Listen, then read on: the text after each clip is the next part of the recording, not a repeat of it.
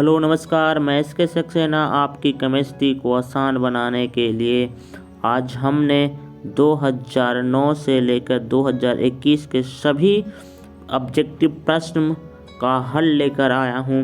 अगर आप हमारे चैनल पे नए हैं तो सब्सक्राइब कर लीजिए। हमारा यूट्यूब चैनल का नाम है ब्रिलियंट केमिस्ट्री पॉइंट नवादा। अगर आप भी इस चैनल से जुड़कर अधिक से अधिक मार्क्स लाना चाहते हो बोर्ड एग्जाम में तो हमारे चैनल को सब्सक्राइब कर दें। तो चलिए क्वेश्चन को शुरू करते हैं। आज प्यारे दोस्तों हम लोगों ने 2009 से 2021 के सभी ऑब्जेक्टिव प्रश्न लाए हैं जो कि आपके बोर्ड एग्जाम में इसी से लगभग 50% ऑब्जेक्टिव यहीं से आने वाले हैं और हमने इसमें और एक्स्ट्रा ऑब्जेक्टिव जोड़ा है जिससे आपको फ़ायदा होने वाली है। तो चलिए क्वेश्चन को शुरू करते हैं। क्वेश्चन नंबर 1 पे आ जाओ प्यारे विद्यार्थियों। क्वेश्चन नंबर 1 क्या कह रहा है कि 0 यानी कि दे रखा है 2.342 ग्राम क्या दे रखा है, एक चीनी का घोल दे रखा है विद्यार्थी, चीनी का घोल दे रखा है। इसमें से चीनी कितना दे रखा है, 34.2 ग्राम चीनी घोला गया है। तो पूछ रहा है घोल का मोलर सांद्रण पूछ रहा है। तो मोलर सांद्रण प्यारे बच्चों हम लोग निकालते हैं किससे, मोलर सांद्रण इक्वल टू होता है फार्मूला W1 गुना 1000 बटा मोलर मास गुना W2 होती है। तो यहाँ से आप रख देंगे तो निकल जाएगा, इसका सही आंसर आ जाएगा 0.5 pm। इसका बिल्कुल सही आंसर हो जाएगा। तो 1 का ऑप्शन नंबर भी बिल्कुल सही आंसर है। क्वेश्चन नंबर 2 पे आ जाओ।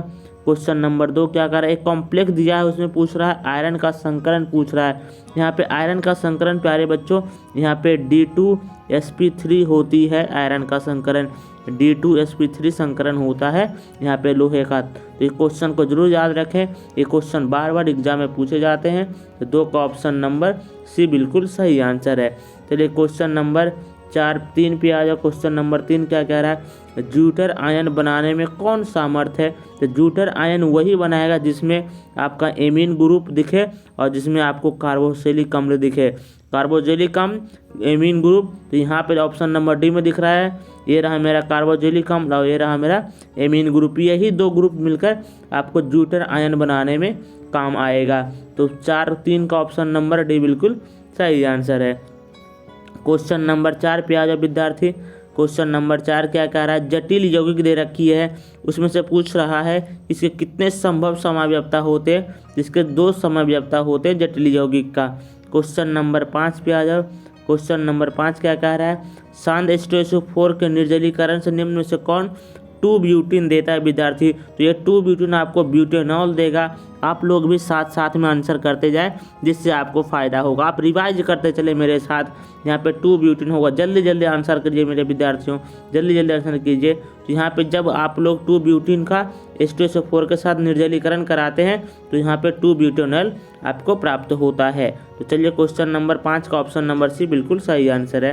क्वेश्चन नंबर 6 पे आ जाओ। क्वेश्चन नंबर 6 क्या आ रहा है, निम्नलिखित में से कौन द्वितीयक सेल होती है। यहाँ पे सेकेंडरी सेल की बातें कर रहे हैं विद्यार्थी। सेकेंडरी सेल क्या होता है, मेरा लेड स्टोरेज सेल को बोलते हैं हम लोग, सेकेंडरी सेल बोलते हैं। लेड स्टोरेज सेल को हम लोग क्या बोलते हैं विद्यार्थी, लेड स्टोरेज सेल को हम लोग बोलते हैं सेकेंडरी सेल बोलते हैं। तो 6 का ऑप्शन नंबर भी बिल्कुल सही आंसर है। क्वेश्चन नंबर 7 पे आ जाओ विद्यार्थी। क्वेश्चन नंबर 7 क्या आ रहा है, निम्न में से कौन बायोडिग्रेडेबल बहुलक है। यानी कि बायोडिग्रेडेबल बहुलक वो होती है विद्यार्थी जिसका आप लोग जैव निम्नीकरण कर सकते हो, यानी कि बैक्टीरिया के द्वारा वो आसानी से सड़ गल पच जाए, उसको हम लोग क्या कहते हैं बायोडिग्रेडेबल। तो उसके लिए हमारा फेवरेट उदाहरण क्या होता है, सेलुलोज। आसानी से बैक्टीरिया के द्वारा ये आसानी से इसका अपघटन हो जाता है। तो 7 का ऑप्शन नंबर ये बिल्कुल सही आंसर है। चलिए क्वेश्चन नंबर 8 पे आ जाओ विद्यार्थी। क्वेश्चन नंबर 8 क्या कह रहा है, सोडियम ऑक्साइड दे रखा है, इसमें सोडियम का कोऑर्डिनेशन संख्या पूछ रहा है ना। Na2 दे रखा है, इसमें सोडियम का ऑक्सीडेशन नंबर, यहाँ पे कोऑर्डिनेशन संख्या पूछ रही। तो कोऑर्डिनेशन संख्या इसमें सोडियम का कितना होता है प्यारे विद्यार्थियों, 4 होता है। इसका आंसर खोज लो कहाँ पे मिल रहा है। तो ऑप्शन नंबर बी बिल्कुल सही आंसर है। Option number B, sodium oxide में सोडियम का ऑक्सीकरण, यहाँ पे कोऑर्डिनेशन नंबर कितनी होती है विद्यार्थी, सोडियम का 4 होता है। तो 8 का ऑप्शन नंबर हमें बी दिख रहा है, बिल्कुल सही आंसर है। क्वेश्चन नंबर 9 पे आ जाओ प्यारे विद्यार्थियों। क्वेश्चन नंबर 9 क्या कह रहा है कि 5% केन शुगर दे रखा है, ये जो आइसोटोनिक विलयन है 1% घोल के साथ, तो पूछ रहा है यस का अनुभार क्या होता है। तो आप इस फॉर्मूले को बनाएंगे तो इसका बिल्कुल सही आंसर आएगा 68.4। इसको बिल्कुल सही आंसर आएगा 68.4, इसका बिल्कुल सही आंसर होगा। तो 9 का ऑप्शन नंबर सी बिल्कुल सही आंसर है। चलिए क्वेश्चन नंबर 10 पे आ जाओ। आप लोग भी आंसर कीजिए साथ साथ में। निम्न में से कौन लायोफिलिक कोलाइड है? निम्न में से कौन लायोफिलिक कोलाइड है? तो लायोफिलिक कोलाइड का उदाहरण, मेरा सबसे फेवरेट उदाहरण क्या होता है विद्यार्थी? गोंद होती है ना, गोंद मेरा लायोफिलिक कोलाइड के उदाहरण है। तो यहाँ पे 10 का ऑप्शन नंबर बी बिल्कुल सही आंसर है। चलिए विद्यार्थी क्वेश्चन नंबर 11 पे आ जाते हैं। क्वेश्चन नंबर 11 आप लोग भी साथ साथ में आंसर करते जाइए विद्यार्थी। लिखिए निम्न में से कौन सी धातु प्रचुर मात्रा में भूप्रपट्टी पे पाई जाती है? अगर धातु बोलेगा तो विद्यार्थी आपको क्या मारना है? एल्यूमिनियम। अगर तत्व बोलेगा तो आप क्या लगाइएगा? तत्व बोलेगा तो आप ऑक्सीजन को मारिएगा। अगर पूछ रहा है कि धातु प्रचुर मात्रा में पाई जाती है कहाँ? भूप्रपट्टी पे। तो भूप्रपट्टी पे सबसे अधिक मात्रा में धातु एल्युमिनियम पाई जाती है और सबसे अधिक तत्व ऑक्सीजन पाई जाती है। चलिए तो क्वेश्चन नंबर 11 का ऑप्शन नंबर आपका सी बिल्कुल सही आंसर है। चलिए क्वेश्चन नंबर 12 पे आ जाओ। क्वेश्चन नंबर 12 क्या कह रहा है?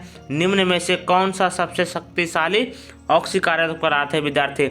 अगर हम हाइड्रोजन की बात, क्लोरीन, ब्रोमीन, फ्लोरीन, आयोडीन की बात करें तो यहाँ पे क्लोरीन सबसे ज़्यादा ऑक्सीकारक पदार्थ होता है, सबसे अधिक क्लोरीन, यहाँ पे फ्लोरीन सबसे ऑक्सीकारक पदार्थ होती है। तो यहाँ पे ऑप्शन नंबर हमें ए दिख रहा है, फ्लोरीन सबसे ज़्यादा ऑक्सीकारक पदार्थ माना जाता है विद्यार्थी। तो 12 का ऑप्शन नंबर ए बिल्कुल सही आंसर है। चलिए क्वेश्चन नंबर 13 पे आ जाइए। क्वेश्चन नंबर 13 क्या कह रहा है? निम्न में से किसका आयनिक विभव का मान अधिकतम होगा? आयनिक विभव का मान अधिकतम होता है किसका विद्यार्थी? आप अगर बात करेंगे तो यहाँ पे फास्फोरस का आयनिक विभव का मान अधिकतम होता है। क्यों होता है विद्यार्थी? क्योंकि इसमें हमें मिल रहा है साइज छोटा, इन सभी में से साइज का भी छोटा मिल रहा। इसमें क्या होता है? इलेक्ट्रॉनिक विन्यास भी समान होती है। इसमें इलेक्ट्रॉनिक विन्यास होता है NH2 NP3 होते हैं, लेकिन इसमें अर्धभरित इलेक्ट्रॉनिक विन्यास होने के कारण इसका आयनन विभव का मान बहुत ज़्यादा हो जाता है। तो 13 का ऑप्शन नंबर बी यानी कि फास्फोरस का यहाँ पे आयनिक विभव का मान अधिकतम होगा। तो 13 का ऑप्शन नंबर बी बिल्कुल सही आंसर है। क्वेश्चन नंबर 14 पे आ जाओ विद्यार्थी। 14 नंबर क्वेश्चन क्या कह रहा है? निम्न में से किसकी आकृति चतुष्फलकीय है विद्यार्थी? चतुष्फलकीय आकृति पूछ रही है ना। चतुष्फलकीय आकृति किसका होता है प्यारे विद्यार्थियों? निकेल क्लोराइड का होता है। यहाँ पे -2 इसका आकृति कैसा होता है? चतुष्फलकीय आकृति की होती है। NiCl4 का -2 इसका आकृति कैसा होता है विद्यार्थी? चतुष्फलकीय आकृति की होती है विद्यार्थी। जरा इसको आप लोग भी ध्यान से देख लें, क्या मिलेगा? ऑप्शन नंबर डी मिल जाएगा विद्यार्थी इसका सही आंसर। चलिए क्वेश्चन नंबर 15 पे आ जाओ विद्यार्थी। क्वेश्चन नंबर 15 पे आ जाओ विद्यार्थी। समान सूत्र CnH2n+2 वाले यौगिक क्या कहलाते हैं? समान सूत्र दे रखा है, CnH2n+2 दे रखा है विद्यार्थी। तो इसका किसका अनुसूत्र होता है? तो एल्केन का अनुसूत्र होता है। तो 15 का ऑप्शन नंबर हमें सी दिख रहा है। चलिए क्वेश्चन नंबर 16 पे आ जाओ, जल्दी आंसर कीजिए आप लोग। यहाँ पे निम्न में से कौन सा प्रथम पंक्ति का संक्रमण तत्व नहीं है? प्रथम पंक्ति का संक्रमण तत्व नहीं है। तो यहाँ पे मैग्नीशियम मेरा प्रथम पंक्ति का संक्रमण तत्व नहीं है। मैग्नीशियम मेरा प्रथम पंक्ति का संक्रमण तत्व नहीं होता है। तो 16 का ऑप्शन नंबर सी बिल्कुल सही आंसर है विद्यार्थी। क्वेश्चन नंबर आप 17 पे आ जाइए विद्यार्थी। 17 नंबर क्वेश्चन क्या कह रहा है? निकेल का ऑक्सीकरण संख्या पूछ रहा है। NiCO4 में आपका निकेल का ऑक्सीकरण संख्या पूछ रहा है विद्यार्थी। यहाँ पे निकेल का 0 होता है ऑक्सीडेशन नंबर, और यहाँ पे निकेल यहाँ 4 गुना 0 = 0 पर यहाँ पे x प्लस के मान कर चलेंगे। तो यहाँ पे x का वैल्यू कितना आ जाएगा विद्यार्थी? x का वैल्यू 0 आ जाएगा, यानी निकेल का ऑक्सीकरण संख्या इसमें 0 होगा। तो 17 का ऑप्शन नंबर बी बिल्कुल सही आंसर है। क्वेश्चन नंबर 18 पे आ जाइए विद्यार्थी। क्वेश्चन नंबर 18 क्या कह रहा है? निम्नलिखित में से कौन सा आक्रिस्टल ठोस है? आक्रिस्टल ठोस पूछ रहा है विद्यार्थी। आक्रिस्टल ठोस क्या होती है? आक्रिस्टल ठोस कांच होता है, जैसे रबर होता है, जैसे आपका पॉलीथीन होता है, ये सब क्या होता है विद्यार्थी? आक्रिस्टलीय ठोस के उदाहरण होते हैं। तो ऑप्शन नंबर 18 खोज लो विद्यार्थी। कितने में दिख रहा है? 18 ऑप्शन में सी नंबर ऑप्शन बिल्कुल सही है। यहाँ पे आक्रिस्टलीय ठोस कांच होती है। क्वेश्चन नंबर 19 पे आ जाओ विद्यार्थी। क्वेश्चन नंबर 19 क्या कह रहा है, निम्नलिखित में से किसका हिमांक का अवनमन अधिकतम होगा। हिमांक का अवनमन पूछ रहा है विद्यार्थी, यानी कि K2SO4 का हिमांक का अवनमन बिल्कुल अधिक होने वाला है। K2SO4 के लिए हिमांक का अवनमन सही होगा, तो 19 का ऑप्शन नंबर ए बिल्कुल सही आंसर है विद्यार्थी। क्वेश्चन नंबर 20 पे आ जाओ। क्वेश्चन नंबर 20 क्या कह रहा है, किसी विलयन में 200 ml में 2 ग्राम NaOH घुले हैं। विलयन का मोलरता पूछ रहा है, तो मोलरता का फॉर्मूला क्या होता है विद्यार्थी, W गुना 1000 बटा क्या होता है, मोलर मास गुना क्या होता है, भी होता है विद्यार्थी। तो आप इस फॉर्मूले पे लगाएंगे तो इसका सही आंसर क्या आने वाला है, इसका सही आंसर आने वाला है 0.25 आने वाला है। तो 20 का ऑप्शन नंबर ए बिल्कुल सही आंसर है। चलिए विद्यार्थी क्वेश्चन नंबर 21 पे आ जाओ। क्वेश्चन नंबर 21 क्या कह रहा है कि द्रवित सोडियम क्लोराइड के वैद्युत अपघटन से कैथोड पर मुक्त क्या होता है। जब इसको द्रवित सोडियम क्लोराइड को आप लोग क्या करोगे, वैद्युत अपघटन कराओगे, तो इसमें कैथोड पर जो मुक्त होने वाली है यहाँ पे सोडियम बनेगा, क्योंकि कैथोड होता है कैसा विद्यार्थी, निगेटिव होता है, और सोडियम कैसा होता है, पॉजिटिव होता है, तो ये निगेटिव की तरफ आकर्षित हो जाता है। तो यहाँ पे दिख रहा है ऑप्शन नंबर बी यहाँ पे सही आंसर हो जाएगा। कैथोड पे सोडियम धातु का जमा होता है, कि सोडियम धातु कैथोड पे जाके जमा होती है। क्वेश्चन नंबर 21 पे आ जाओ, 22 पे आ जाओ विद्यार्थी। क्वेश्चन नंबर 22 क्या करें, 96,500 कूलाम विद्युत कॉपर सल्फेट के विलयन से मुक्त कितना करेगा सर।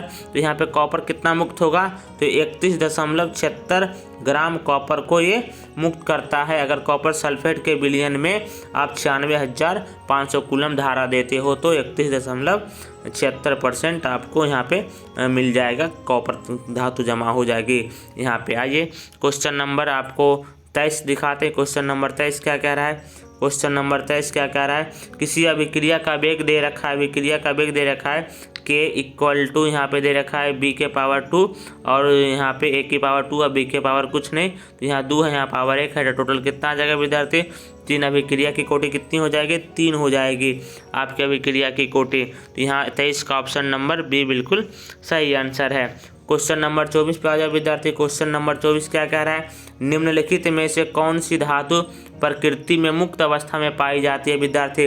प्रकृति में मुक्त अवस्था में पाए जाने वाली धातु कौन कौन सा है छोटू, सोना हो गया, जैसे क्या हो गया, प्लेटिनम हो गया, ये सब धातु प्रकृति में मुक्त अवस्था में पाई जाती है। तो 24 का ऑप्शन नंबर डी बिल्कुल सही आंसर है।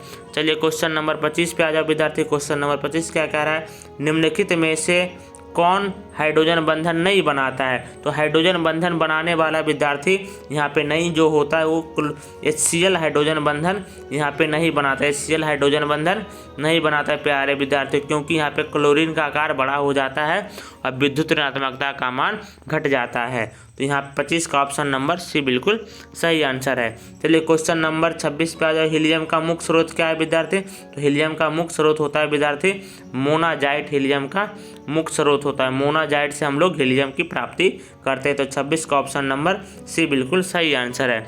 चलिए क्वेश्चन नंबर 27 पे आ जाओ विद्यार्थी। क्वेश्चन नंबर 27 क्या कह रहा है, निम्नलिखित में से आयनों में कौन प्रतिचुंबकीय है।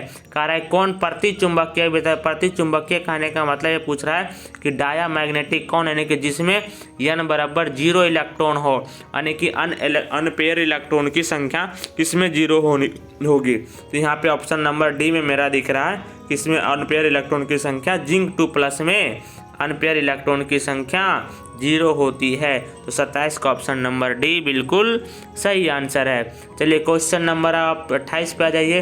पूछ रहा है कि XgF4 की आकृति कैसी होती है विद्यार्थी। XgF4 की आकृति यहाँ पे स्क्वायर प्लेनर होती है विद्यार्थी, स्क्वायर प्लेनर होती है।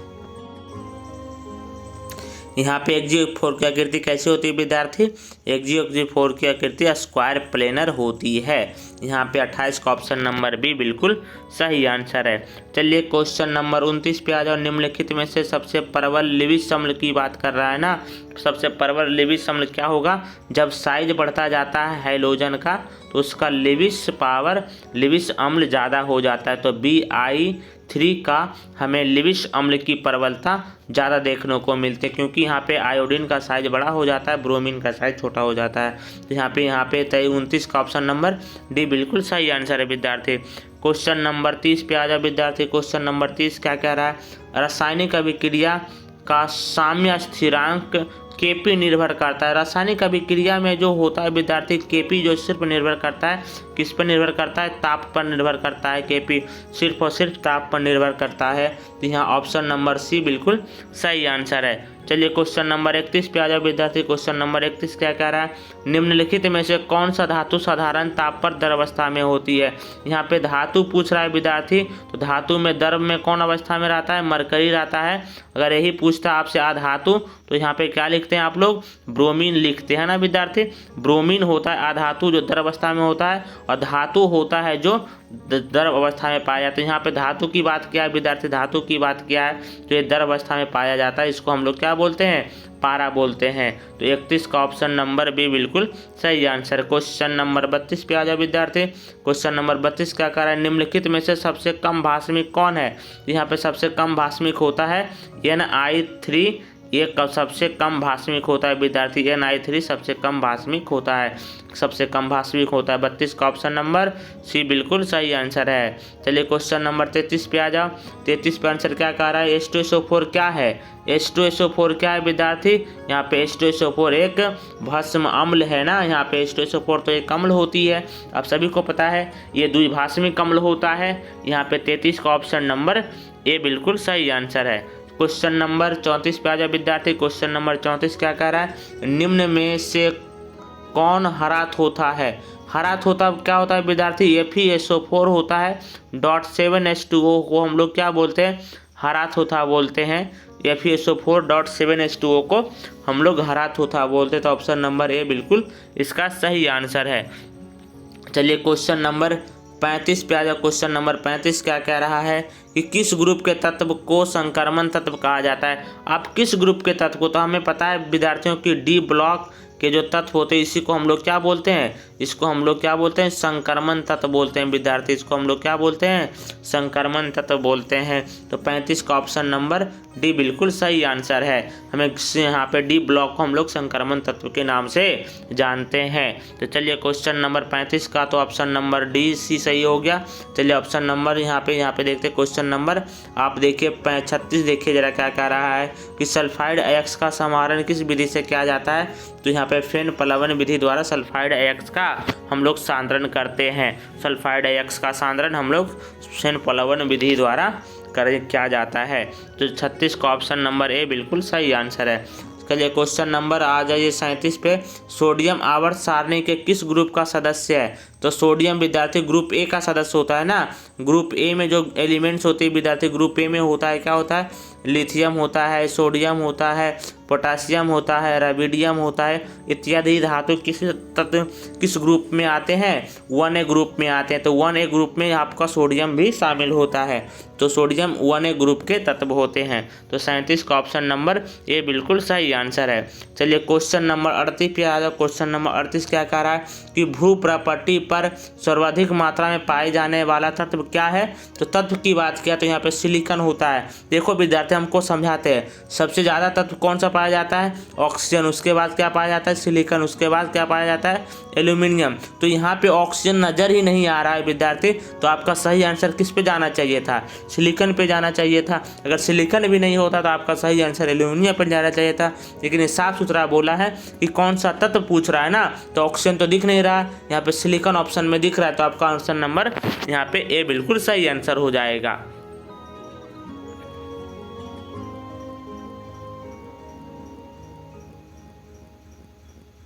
क्या कह रहा है, मैलाकाइट अयस्क है। तो मैलाकाइट किसका अयस्क होता है विद्यार्थी, कॉपर का अयस्क होता है। मैलाकाइट का अनुसूत्र क्या था, CuCO3.CuOH का होल 2 को हम लोग क्या बोलते हैं, मैलाकाइट बोलते हैं। एक कॉपर का अयस्क होता है विद्यार्थी, कॉपर का अयस्क होता है। तो 39 का ऑप्शन नंबर ए बी बिल्कुल सही आंसर है। मैलाकाइट हमें कॉपर का अयस्क होता है। यहाँ हमें कॉपर की निष्कर्षण किससे भी कर सकते हैं, मैलाकाइट से भी किया जाता है कॉपर का निष्कर्षण। क्वेश्चन नंबर 40 पे आ जाओ विद्यार्थी। क्वेश्चन नंबर 40 क्या आ रहा है, कॉपर पैराइट का सूत्र क्या होता है। तो कॉपर पैराइट का सूत्र होता है FeCuFeS2 को हम लोग क्या बोलते हैं, कॉपर पैराइट बोलते हैं विद्यार्थी। CuFeS2 को हम लोग कॉपर पैराइट के नाम से जानते हैं। ये किसका अयस्क होता है? कॉपर का ही अयस्क होता है विद्यार्थी। तो यहाँ फॉर्मूला किस ऑप्शन में नज़र आ रहा है? ऑप्शन नंबर सी में हमें नज़र आ रहा है कॉपर पैराइट का अणुसूत्र। तो चलिए क्वेश्चन नंबर आप 41 पे चलते हैं। क्वेश्चन नंबर 41 क्या कह रहा है? क्वेश्चन नंबर 41 कह रहा है विद्यार्थी एल्यूमिनियम का अयस्क होता है। एल्यूमिनियम का अयस्क तो सिंपल ही बात है विद्यार्थी, एल्यूमिनियम का अयस्क तो बॉक्साइट होता है। बॉक्साइट होता है एल्यूमिनियम का अयस्क। क्या होता है? बॉक्साइट होता है। Al2O3.2H2O को हम लोग क्या बोलते हैं? बॉक्साइड के नाम से जानते हैं। बॉक्साइड होता है एल्यूमिनियम का अयस्क।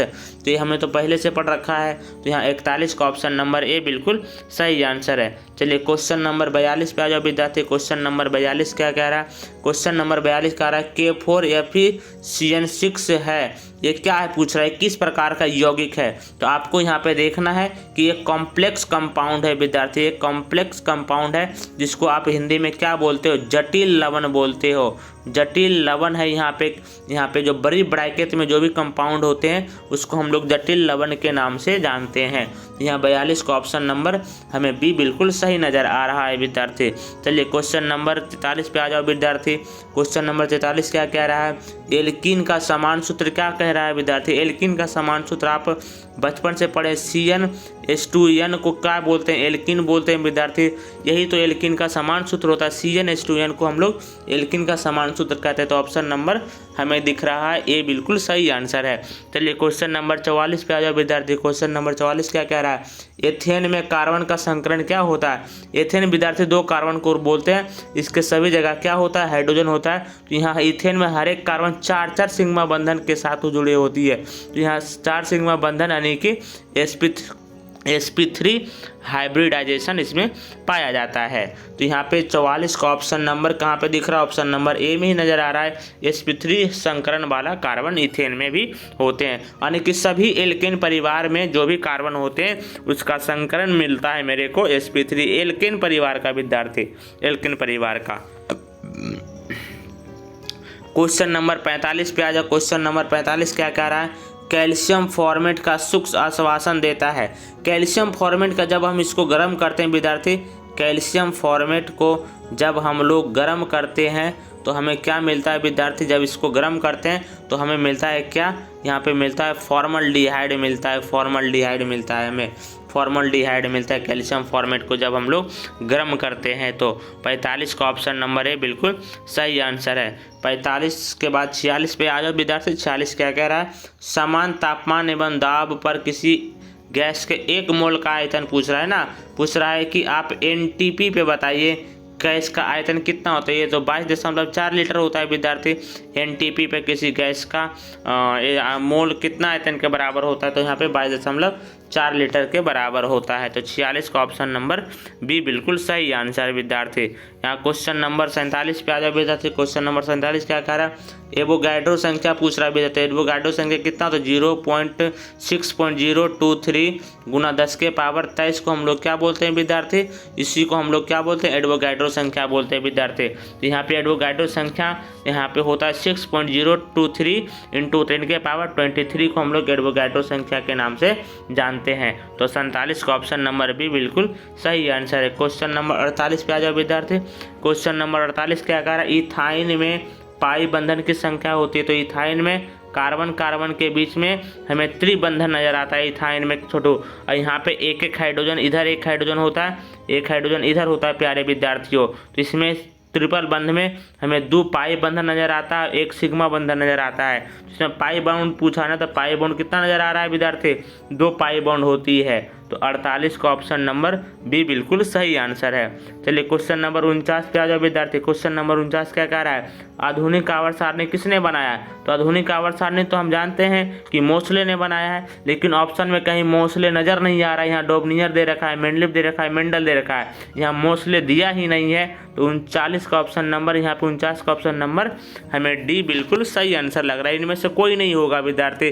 डोबनियर तो दिया नहीं था, मेंडलिफ भी नहीं दिया था, मेंडल तो दिए नहीं किया था, मोसले नाम का वैज्ञानिक होता है। तो इसमें ऑप्शन नंबर डी बिल्कुल सही आंसर इसका होगा 49 नंबर का। चलिए क्वेश्चन नंबर 50 पे आ जाओ विद्यार्थी। क्वेश्चन नंबर 50 क्या कह रहा है? निम्न में से कौन क्षारीय भूमिज तत्व है? क्षारीय भूमिज तत्व में यहाँ पे सोडियम है विद्यार्थी। यहाँ पे क्षारीय धातु किसको बोलते हैं हम लोग? सोडियम को बोलते हैं। क्षारीय धातु मेरा सोडियम है विद्यार्थी, क्षारीय धातु मेरा क्या है, सोडियम है विद्यार्थी। तो यहाँ 50 का ऑप्शन नंबर बी बिल्कुल सही है। हम लोग सोडियम को किस नाम से जानते हैं, क्षारीय धातु के नाम से जानते हैं। चलिए क्वेश्चन नंबर 51 पे आ जाए। क्वेश्चन नंबर 51 क्या कह रहा है, क्वेश्चन नंबर 51 कह रहा है सोना धातु का ऑक्सीकरण संख्या पूछ रहा है विद्यार्थी।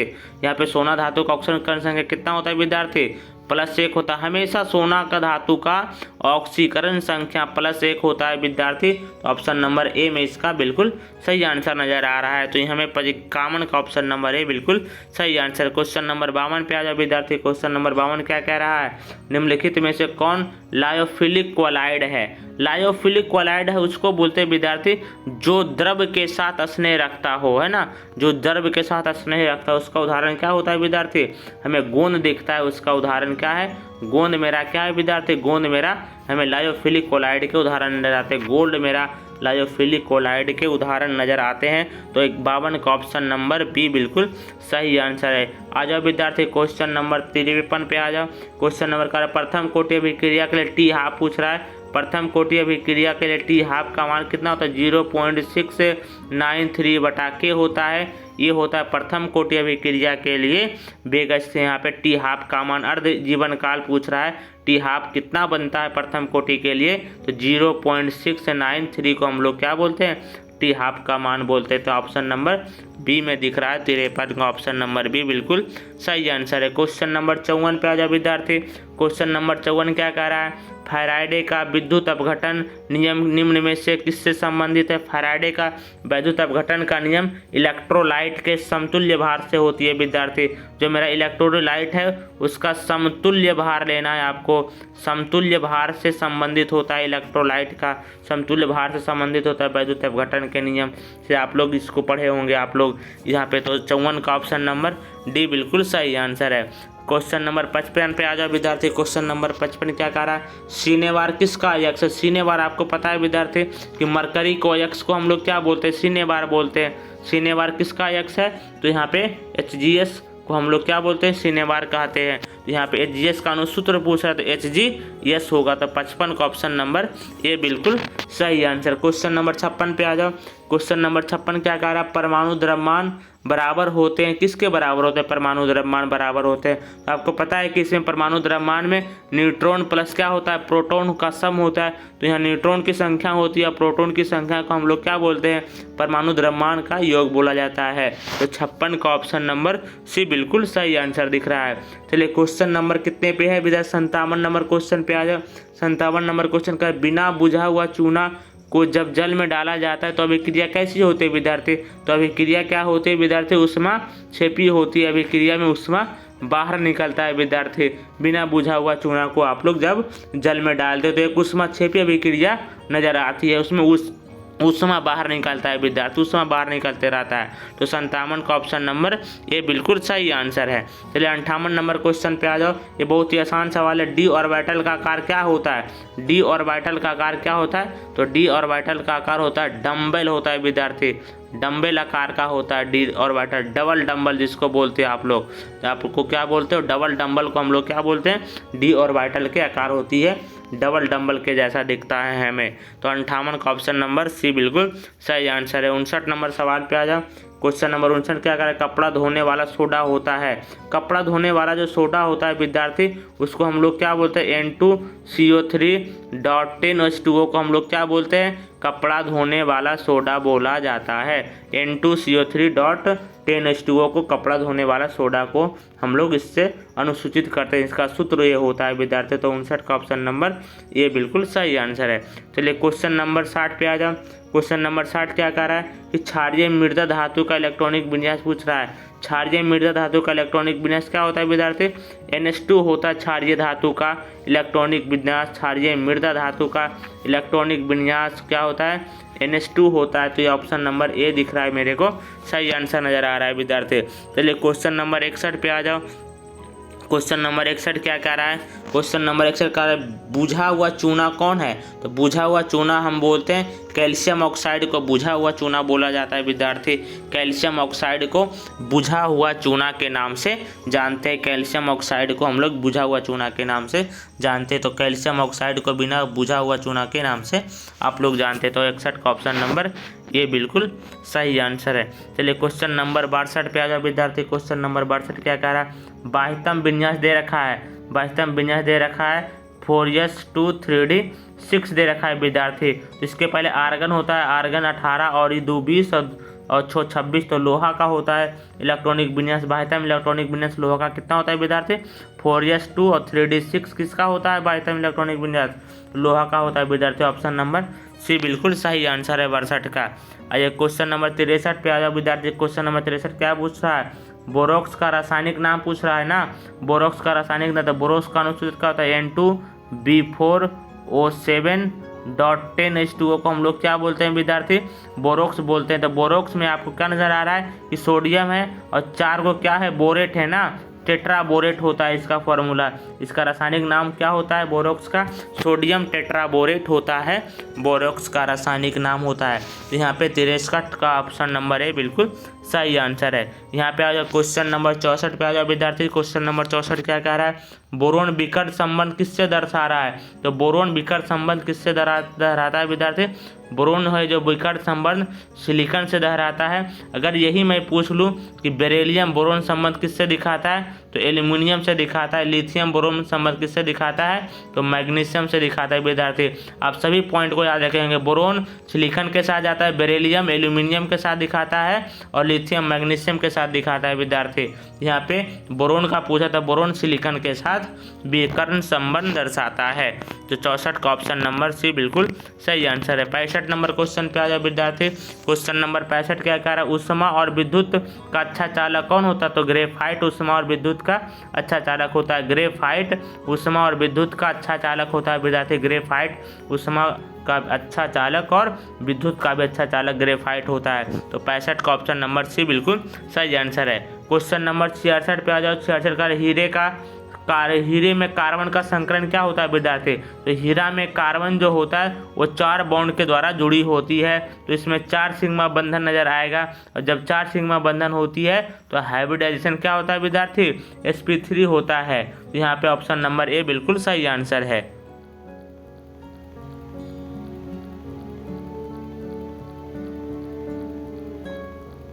कि कार्बनिक यौगिक में तत्व उपस्थित होने चाहिए। कौन सा तत्व होता है कार्बनिक यौगिक में? सभी को पता है कि कार्बन तत्व होते हैं कार्बनिक यौगिक में। कार्बन तत्व के बिना कार्बनिक यौगिक अधूरा रह जाता है। तो कार्बनिक यौगिक में है जो कार्बन उपस्थित होता है। तो ऑप्शन नंबर आपका बी बिल्कुल सही आंसर है। 67 का ऑप्शन नंबर बी बिल्कुल सही आंसर है। क्वेश्चन नंबर 68 पे आ जाओ। क्वेश्चन नंबर 68 क्या कह रहा है? श्रृंखलन गुण सबसे ज़्यादा किस में होता है? श्रृंखलन गुण विद्यार्थी सबसे ज़्यादा आपको कार्बन में नजर आएगा। आप देखोगे कार्बन के चारों तरफ से आप आसानी से कार्बन को जोड़ सकते हैं। आप कार्बन की बहुत सारी लंबी श्रृंखला को बना सकते हैं, बहुत लंबा चेन आप कार्बन को बना सकते हैं। तो यहाँ पे श्रृंखलन गुण सबसे ज़्यादा किस में पाया जाएगा विद्यार्थी? कार्बन में श्रृंखलन गुण पाया जाता है। तो 68 का ऑप्शन नंबर बी बिल्कुल सही आंसर है। क्वेश्चन नंबर 69 पे आ जाओ। क्वेश्चन नंबर 69 क्या आ रहा है? इलेक्ट्रॉन स्नेही पूछ रहा है। इलेक्ट्रोफाइल कौन होता है विद्यार्थी? इलेक्ट्रोफाइल पूछ रहा है। इलेक्ट्रोफाइल जो इलेक्ट्रॉन से लविंग रखता हो, जिसमें इलेक्ट्रॉन की अभी भी कमी हो। तो सबसे कमी इलेक्ट्रॉन में यहाँ पे बेरिलियम, यहाँ पे बोरोन फ्लोराइड दिख रहा है क्योंकि इसमें अभी इलेक्ट्रॉन की कमी है। इसका पूरा स्टक पूरा भरा नहीं हुआ है। अभी इसका अंतिम कक्षा में मात्र 6 इलेक्ट्रॉन है क्योंकि बोरोन यहाँ पे 3 बॉन्ड बना रहा है। इसके साथ फ्लोरीन के साथ 2-2 इलेक्ट्रॉन है। यहाँ पे अभी इसका अंतिम कक्षा में 6 ही इलेक्ट्रॉन, पूरा 8 इलेक्ट्रॉन चाहता है। तो यहाँ पे ऑप्शन नंबर ए बिल्कुल सही आंसर है 69 का। क्वेश्चन नंबर 70 पे आ जाओ। क्वेश्चन नंबर 70 क्या कह रहा है कि एल्कीन निम्न में से कौन सा विक्रिया देती है? तो एल्कीन विद्यार्थी आप पता होगा कि एल्कीन एक एडिशन रिएक्शन देता है। एडिशन रिएक्शन देता है एल्कीन। एडिशन रिएक्शन जिसको आप लोग क्या बोलते हो? योगात्मक अभिक्रिया देने के लिए प्रसिद्ध है। एल्कीन हमेशा योगात्मक अभिक्रिया देने के लिए प्रसिद्ध होता है। एल्कीन का योगात्मक अभिक्रिया होती है। तो 70 का ऑप्शन नंबर ए बिल्कुल सही आंसर है। क्वेश्चन नंबर 71 पे आ जाओ विद्यार्थी। क्वेश्चन नंबर 71 क्या कह रहा है, कार्बन कार्बन एकल बंधन की लंबाई होती है, कार्बन कार्बन अगर एकल बंधन की लंबाई की बात करें तो 1.54 एंगस्ट्रॉन होती है विद्यार्थी। अगर कार्बन कार्बन द्वि बंधन की लंबाई अगर पूछ रहा है तो आपको समझ में आना चाहिए कि 1.34 एंगस्ट्रॉन के बराबर होती है, और कार्बन कार्बन अगर त्रिबंधन की लंबाई पूछ रहा है तो 1.02 एंगस्ट्रॉन के बराबर होती है। आप तीनों को याद रखें, carbon carbon single bond 1.54 angstrom होती है, कार्बन कार्बन द्विबंधन 1.34 एंगस्ट्रॉन होती है, कार्बन कार्बन त्रिबंधन की लंबाई 1.20 एंगस्ट्रॉन के बराबर होती है। यहाँ 61-71 का ऑप्शन नंबर आपको सी बिल्कुल सही आंसर है, 1.54 एंगस्ट्रॉन होती है कार्बन कार्बन के एकल बंधन की लंबाई। चलिए क्वेश्चन नंबर 72 पे आ जाओ। क्वेश्चन नंबर 72 क्या कह रहा है, कार्बन की संयोजकता कितनी होती है, तो कार्बन की संयोजकता 4 होती है विद्यार्थी। कार्बन की संयोजकता कितनी होती है विद्यार्थी, कार्बन की संयोजकता 4 होती है, तो ऑप्शन नंबर डी बिल्कुल इसका सही आंसर है। चलिए क्वेश्चन नंबर 73 पे आ जाओ। क्वेश्चन नंबर 73 क्या कह रहा है कि कार्बनिक ठोस की शुद्धता का लक्षण क्या है। कार्बनिक ठोस की शुद्धता का लक्षण इसका होता है विद्यार्थी गलनांक होता है। किसका, गलनांक से आप पता कर सकते हैं कि कार्बनिक ठोस शुद्धता के लक्षण को दिखाता है। तो यहाँ ऑप्शन नंबर यहाँ पे कितना दिख रहा है विद्यार्थी, 73 का ऑप्शन नंबर बी बिल्कुल सही है। कार्बनिक ठोस की शुद्धता के जाँच आप लोग गलनांक के विधि से आप कर सकते हैं। चलिए क्वेश्चन नंबर आप 74 पे आ जाइए। क्वेश्चन नंबर 74 क्या आ रहा है, समुद्री जल में पाए जाने वाला तत्व कौन सा है, तो समुद्री जल में आप जानते हैं विद्यार्थी समुद्री जल में सोडियम पाया जाता है। सोडियम समुद्री जल में एक पर्याप्त मात्रा में पाए जाने वाला तत्व होता है। समुद्री जल में सोडियम की मात्रा सबसे ज़्यादा होती है विद्यार्थी। तो यहाँ पे दिख रहा है आपको, यहाँ पे 74 का ऑप्शन नंबर बी यानी सोडियम सबसे ज़्यादा मात्रा में समुद्री जल। क्वेश्चन नंबर 75 पे आ जाओ विद्यार्थी। क्वेश्चन नंबर 75 क्या कह रहा है, सीएनजी में मुख्य रूप से क्या होता है। सीएनजी में विद्यार्थी, सीएनजी में मुख्य रूप से क्या पाया जाता है विद्यार्थी, सीएनजी में मुख्य रूप से मेथेन पाया जाता है विद्यार्थी। सीएनजी में मेथेन सबसे प्रमुख घटक होता है सीएनजी का। तो यहाँ पे 75 का ऑप्शन नंबर हमें क्या दिख रहा है, 75 का ऑप्शन नंबर हमें ए बिल्कुल सही नजर आ रहा है। चलिए क्वेश्चन नंबर 76 पे आ जाओ। क्वेश्चन नंबर 76 क्या कह रहा है विद्यार्थी, क्वेश्चन नंबर 76 कह रहा है निम्नलिखित में से कौन सा ऑक्साइड धातु की तरह चुंबकीय गुण दर्शाता है, यानी कि धात्विक ऑक्साइड कौन सा चुंबकीय गुण यानी विद्युतीय गुण को दिखाता है। तो यहाँ पे आपको क्रोमियम ऑक्साइड ही एक ऐसा ऑक्साइड होता है विद्यार्थी जो विद्युतीय गुण को दर्शाता है। तो यहाँ पे आपका ऑप्शन नंबर डी बिल्कुल सही आंसर हो जाएगा, क्योंकि विद्युतीय गुण सिर्फ और सिर्फ हमें देखने को मिलता है क्रोमियम ऑक्साइड में मिलता है CrO2 में। तो यहाँ ऑप्शन नंबर डी बिल्कुल सही आंसर है। क्वेश्चन नंबर 77 पे आ जाओ। क्वेश्चन नंबर 77 क्या कह रहा है, निम्नलिखित में से कौन रवेदार ठोस है। रवेदार बेरवेदार पूछ रहा है कि बेरवेदार ठोस कौन है विद्यार्थी।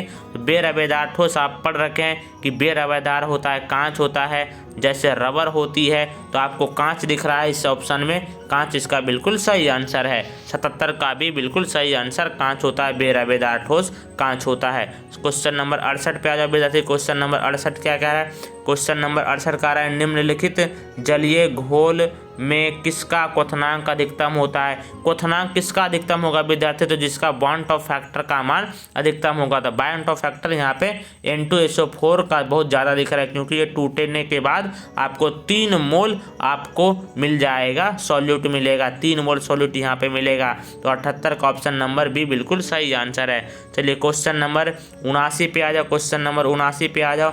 एक घोल जिसका प्रसरण दाब दे रखा है विद्यार्थी 300 केल्विन पर प्रसरण दाब दे रखा है, 0.082 ATM दे रखा है। तो इसका सांद्रण पूछ रहा है विद्यार्थी। तो आप पढ़े होंगे कि यहाँ पे पाई इक्वल टू कितना होता है, CRT होता है। तो यहाँ से C निकालना है तो क्या बनेगा, C इक्वल टू बन जाएगा, आपका बन जाएगा विद्यार्थी C इक्वल टू बन जाएगा पाई R बाई कितना हो जाएगा, पाई यहाँ पे बन जाएगा पाई R बाई T बन जाएगा विद्यार्थी, पाई R बाई T दिख जाएगा आपको, है ना। तो इस फॉर्मूले से आप सांद्रण को निकाल सकते हैं। सांद्रण को निकालेंगे तो इसका सही आंसर आने वाला है 0.003 यम आने वाला है। इसका सांद्रण की सॉल्यूशन का सांद्रण कितना आएगा, 0.033 यम इसका सांद्रण आने वाला। तो ऑप्शन नंबर 79 का डी बिल्कुल सही आंसर है। 80 नंबर क्वेश्चन पे आ जाओ।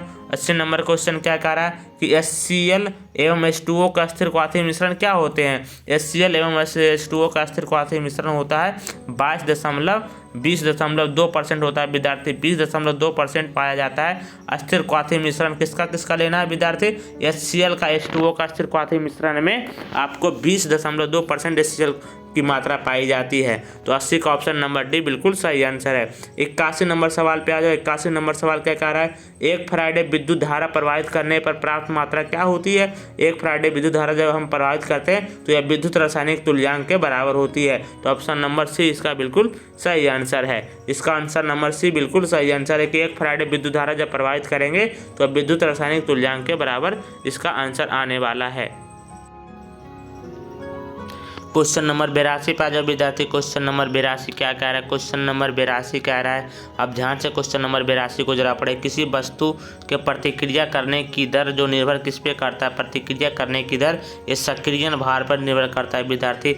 आप जो सक्रियण भार देखते हो ना, इसी पे किसी रासायनिक अभिक्रिया का यहाँ पे अभिक्रिया की दर निर्भर करती है सक्रियण भार पे। तो 82 का ऑप्शन नंबर डी बिल्कुल सही आंसर है। चलिए क्वेश्चन नंबर 83 पे आ जाओ। क्वेश्चन नंबर 83 क्या आ रहा है, उत्प्रेरक एक वस्तु है जो या क्या करता है, उत्पाद के साम्य सांद्रण को बढ़ा देता है। यहाँ पे उत्पाद जो बनने वाला है विद्यार्थी उसके सांद्रण को बढ़ाने का काम करता है कौन, उत्प्रेरक काम करता है विद्यार्थी। तो 83 का ऑप्शन नंबर ए बिल्कुल सही आंसर है। क्वेश्चन नंबर 84 पे आ जाओ। क्वेश्चन नंबर 84 क्या आ रहा है, सल्फाइड अयस्क को सामान्यतः किस विधि द्वारा आपको इसको साफ करते हैं। तो सल्फाइड अयस्क को हम लोग फेन प्लवन विधि द्वारा साफ करते हैं। क्वेश्चन एक बार और आया था विद्यार्थी कि सल्फाइड अयस्क का समाहरण किस विधि से करते हैं, तो फेन प्लवन विधि के द्वारा इसका समाहरण किया जाता है। तो 84 का ऑप्शन नंबर यहाँ पे मेरे को ऑप्शन नंबर ए बिल्कुल सही आंसर दिख रहा है।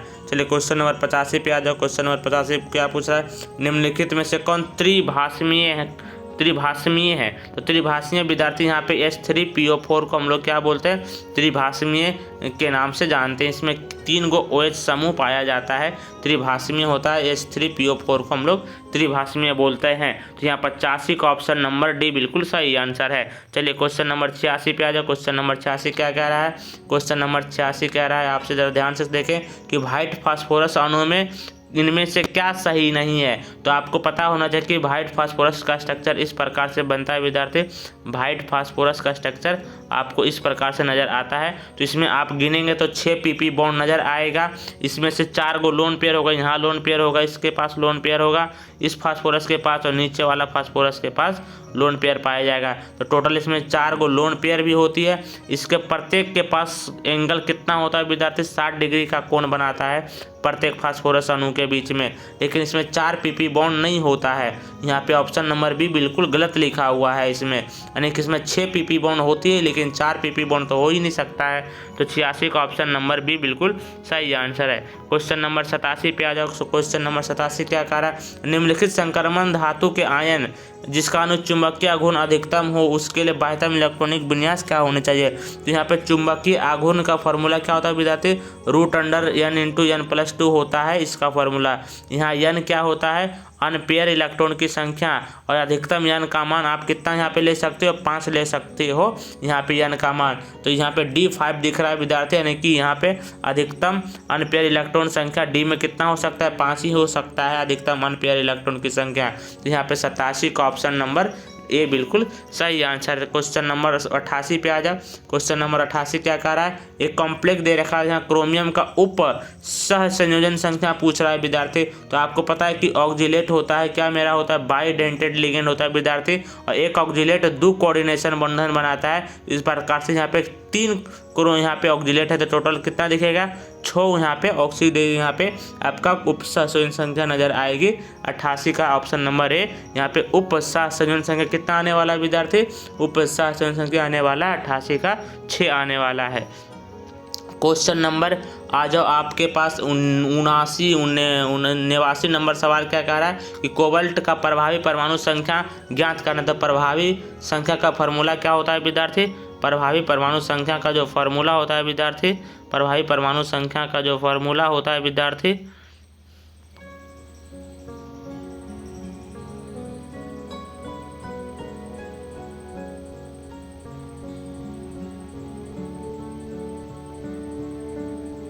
जो फॉर्मूला होता है ई यानी इफेक्टिव एटॉमिक नंबर इसको बोलते हैं विद्यार्थी। इसका फॉर्मूला क्या होता है, यहाँ पे एटॉमिक नंबर Z माइनस क्या होता है, ऑक्सीडेशन संख्या प्लस 2 गुना कोऑर्डिनेशन नंबर, इसका ये फार्मूला होता है। इस विद्यार्थी अगर इस संकुल के इस कॉम्प्लेक्स के बारे में आप सोचेंगे तो इसका आंसर 36 आने वाला है। एटॉमिक नंबर ले लेना है, उसमें जो कोबाल्ट का ऑक्सीकरण संख्या उसको घटा देना है और जो भी उपस्थापन संख्या दिखेगा उसमें 2 से मल्टीप्लाई करके इसमें ज्वाइड कर देना है। इसका आंसर कितना आने वाला है, 36 यानी 89 का ऑप्शन नंबर बी बिल्कुल सही आंसर है। 90 का नंबर आ जाओ, 90 क्या क्या है, 90 क्वेश्चन नंबर 90 पे आ जाओ। ग्रिग्नार्ड प्रतिकारक बनाने के लिए ईथर में डालकर किसके द्वारा प्रतिक्रिया कराई जाती है। ग्रिग्नार्ड रिएजेंट आपको किससे कराते हैं, ग्रिग्नार्ड रिएजेंट का निर्माण हम लोग क्या करते हैं, इथाइल क्लोराइड लेते हैं विद्यार्थी और इसको क्या करते हैं, मैग्नीशियम के साथ कराते हैं ड्राई ईथर की उपस्थिति में, तो हमें ग्रिग्नार्ड रिएजेंट बनकर तैयार हो जाता है। तो यहाँ पे 90 का ऑप्शन नंबर सी बिल्कुल सही आंसर है। चलिए क्वेश्चन नंबर 91 पे आ जाओ। क्वेश्चन नंबर 91 क्या कह रहा है कि 1 डिग्री 2 डिग्री 3 डिग्री एल्कोहल में अंतर की जांच कैसे करते हैं। 1 डिग्री 2 डिग्री एल्कोहल में अंतर की जांच कैसे करते हैं विद्यार्थी, तो ऑक्सीडेशन मेथड से भी आप लोग एल्कोहल की जांच कर सकते हैं। दूसरा लुकास अभिकारक से भी आप जांच कर सकते हैं और तीसरा विक्टर मेयर टेस्ट से भी आप एल्कोहल की जांच कर सकते हैं। ऑक्सीकरण विधि द्वारा भी एल्कोहल की जांच होती है, यहाँ पे लुकास प्रतिकारक के द्वारा भी एल्कोहल की जांच होती है, विक्टर मेयर टेस्ट के द्वारा भी एल्कोहल की जांच होती है। यहाँ ऑप्शन नंबर डी दे रखा उपयुक्त सभी, तो आपको ऑप्शन नंबर डी बिल्कुल सही मारना है क्योंकि ऑक्सीकरण द्वारा विधि से हम एल्कोहल की पहचान कर पाते हैं, लुकास के द्वारा भी और विक्टर मेयर टेस्ट के द्वारा भी और एल्कोहल का जांच हम लोग कर पाते हैं। यहाँ पे ऑप्शन नंबर हमें दिख रहा है डी बिल्कुल सही है। 91 का ऑप्शन नंबर डी बिल्कुल सही है। अब क्वेश्चन नंबर कितने 92 पे आ जाओ विद्यार्थी। क्वेश्चन नंबर 92 क्या कह रहा है, यहाँ पे इथाइल एसीटेट एवं यहाँ पे ग्रिग्नार्ड प्रतिक्रिया से क्या बनता है। इथाइल एसीटेट लीजिएगा विद्यार्थी, जो भी एसीटेट लेना है आपको, अगर यहाँ ग्रिग्नार्ड एजेंट से प्रतिक्रिया कराएंगे तो वो 3 डिग्री एल्कोहल का निर्माण करेगा, 3 डिग्री एल्कोहल बनाएगा विद्यार्थी, 3 डिग्री एल्कोहल बनाएगा। आपको ध्यान रखना है कि जब भी इथाइल एसीटेट का प्रतिक्रिया आप ग्रिग्नार्ड एजेंट से कराएंगे तो 3 डिग्री एल्कोहल बनाकर हमें देगा। तो 92 का ऑप्शन नंबर भी बिल्कुल सही आंसर है। 93 नंबर क्वेश्चन पे आ जाओ। कार्बोनिल ग्रुप में कार्बन परमाणु का संकरण क्या होता है। कार्बन परमाणु का यहाँ पे संकरण होना चाहिए विद्यार्थी। संकरण पूछ रहा है कितना होता है, तो कार्बोनिल समूह का स्ट्रक्चर तो इसी प्रकार से होता है, यहाँ पे सिग्मा, यहाँ सिग्मा, यहाँ सिग्मा, 3 सिग्मा आने की sp2 बनने वाला इसका संकरण, sp2 बनने वाला। 93 का ऑप्शन नंबर भी बिल्कुल सही ऑप्शन है।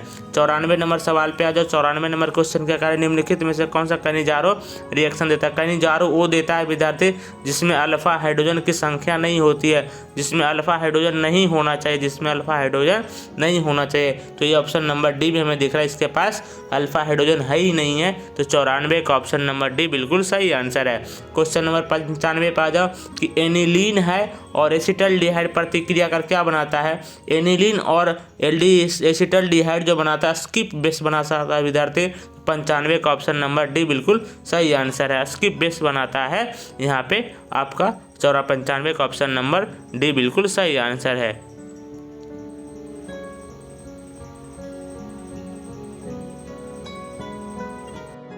कि निम्नांकित शुगर में से सबसे मीठा शुगर कौन है। सबसे मीठा शुगर की बात कर रहा है तो यहाँ पे फ्रुक्टोज सबसे मीठा शुगर हो जाएगा।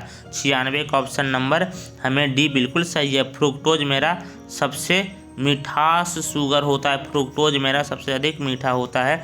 96 का ऑप्शन नंबर डी बिल्कुल सही आंसर है। 97 नंबर क्वेश्चन पे आ जाओ। एंजाइम पूछ रहा है विद्यार्थी कि एंजाइम क्या, तो एंजाइम एक प्रकार का प्रोटीन होता है विद्यार्थी। एंजाइम एक प्रकार का प्रोटीन होता है, आपको याद रखना है कि एंजाइम क्या होता है, प्रोटीन होता है। एंजाइम क्या होता है, एक प्रकार का प्रोटीन होता है। 97 का ऑप्शन नंबर हमें सी बिल्कुल सही है कि एंजाइम एक प्रकार का प्रोटीन होता है। एंजाइम एक प्रकार का प्रोटीन होता है। 97 का ऑप्शन नंबर सी बिल्कुल सही आंसर। 98 नंबर सवाल पे आ जाओ। 98 नंबर सवाल क्या कह रहा है, आपको ध्यान से सुनना है कि यहाँ पे नेचुरल रबर निम्नलिखित का बहुलक है। यानी नेचुरल रबर किसका बहुलक है, तो आइसोप्रीन का बहुलक होता है विद्यार्थी। नेचुरल रबर आप लोग आइसोप्रीन से बनाते हैं हम लोग विद्यार्थी। नेचुरल रबर किससे बनते हैं विद्यार्थी, आइसोप्रीन से बनता है। नेचुरल रबर हम लोग आइसोप्रीन के द्वारा बनाते हैं। यहाँ पे 98 का ऑप्शन नंबर बी नज़र आ रहा है कि नेचुरल रबर हम लोग आइसोप्रीन से बनाते बनाते हैं विद्यार्थी? आइसोप्रीन से हम लोग नेचुरल रबर बनाते हैं, आइसोप्रीन के द्वारा नेचुरल रबर बनाई जाती है। 98 का सी भी बिल्कुल सही आंसर है। चलिए क्वेश्चन नंबर 99 पे आ जाओ। क्वेश्चन नंबर 99 क्या कह रहा है? टाइफाइड में प्रयुक्त होने वाला प्रतिजैविक कौन है? टाइफाइड में हम लोग जो क्लोरमपेनिकॉल का इस्तेमाल करते हैं, जो भी टाइफाइड होती है उसमें हम लोग क्लोरमपेनिकॉल का इस्तेमाल करते हैं। क्लोरमपेनिकॉल का इस्तेमाल हम लोग करने वाले हैं, क्लोरमपेनिकॉल का इस्तेमाल करने वाले हैं। 99 का ऑप्शन नंबर बी बिल्कुल सही आंसर है। क्वेश्चन नंबर 100 पे आ जाओ। क्वेश्चन नंबर 100 क्या कह रहा है? सोडियम फ्लोराइड के जलीय घोल का विद्युत विच्छेदन करने पर धनोद एवं ऋणोद प्राप्त प्रतिफल क्या होता है विद्यार्थी? धनोद एवं ऋणोद पे तो यहाँ पे आपको याद रखना है कि यहाँ पे एक कंटेनर, इसमें एक कैथोड होता है, एक एनोड होती है। तो यहाँ पे हाइड्रोजन जाएगा कैथोड की तरफ और एनोड की तरफ क्या जाने वाला है विद्यार्थी? एनोड की तरफ जाने वाला है आपको यहाँ पे ऑक्सीजन गैस जाने वाली है। यहाँ पे क्या नज़र आने वाला है? O2 और H2 गैस बाहर निकलता है। यहाँ से एनोड पे कौन सा गैस बाहर होगा? एनोड पे होगा ऑक्सीजन और कैथोड पे क्या होगा विद्यार्थी? यहाँ पे हाइड्रोजन गैस जाने वाली है। यहाँ पे धनोद होता है, एनोड कैसा होता है? ये प्लस चार्ज का होता है और कैथोड कैसा होता है? माइनस चार्ज का होता है। तो यहाँ पे 100 नंबर क्वेश्चन का ऑप्शन नंबर डी होता है कि सोडियम फ्लोराइड का आप जब जलीय अपघटन कराते हो तो इसका ऑप्शन नंबर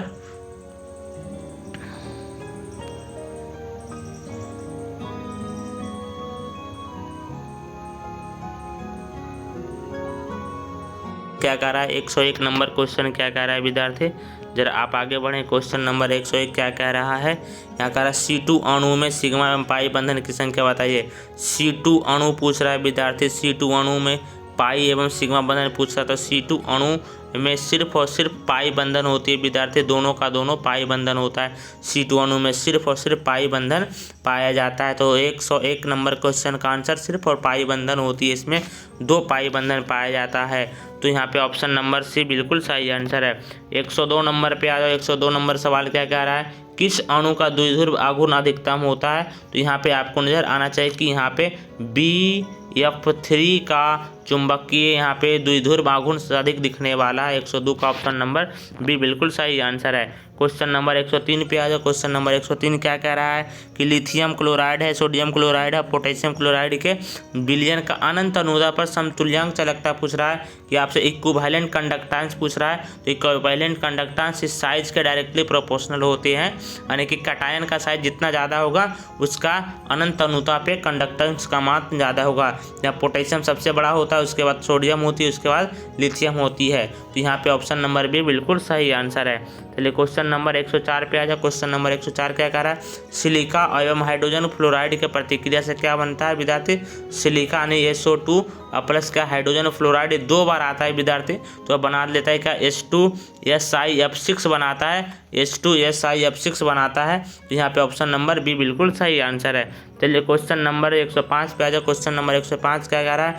यहाँ पे कह रहा है कि 0.1 m दे रखा है, बैरियम नाइट्रेट दे रखा है, घोल का बॉन्ड फैक्टर दे रखा है कितना? 2.7 दे रखा है। तो इसका विघटन स्तर पूछ रहा है। तो विघटन स्तर का फॉर्मूला क्या होता है? अल्फा इक्वल टू I-N बटा यहाँ पे होता है N-1 होता है। विघटन स्तर का फॉर्मूला होता है I-1 बटा N-1 से आप निकाल सकते हो इसको। विघटन तो कितना निकल कर आएगा विद्यार्थी? 87%। इसका बिल्कुल सही आंसर हो जाएगा। चलिए क्वेश्चन नंबर 106 पे आ जाओ। क्वेश्चन नंबर 106 क्या कह रहा है? किसका ऑक्सीकरण +2 अवस्था सबसे अस्थिर होती है? तो +2 ऑक्सीकरण अवस्था सबसे अस्थिर किसका होता है विद्यार्थी?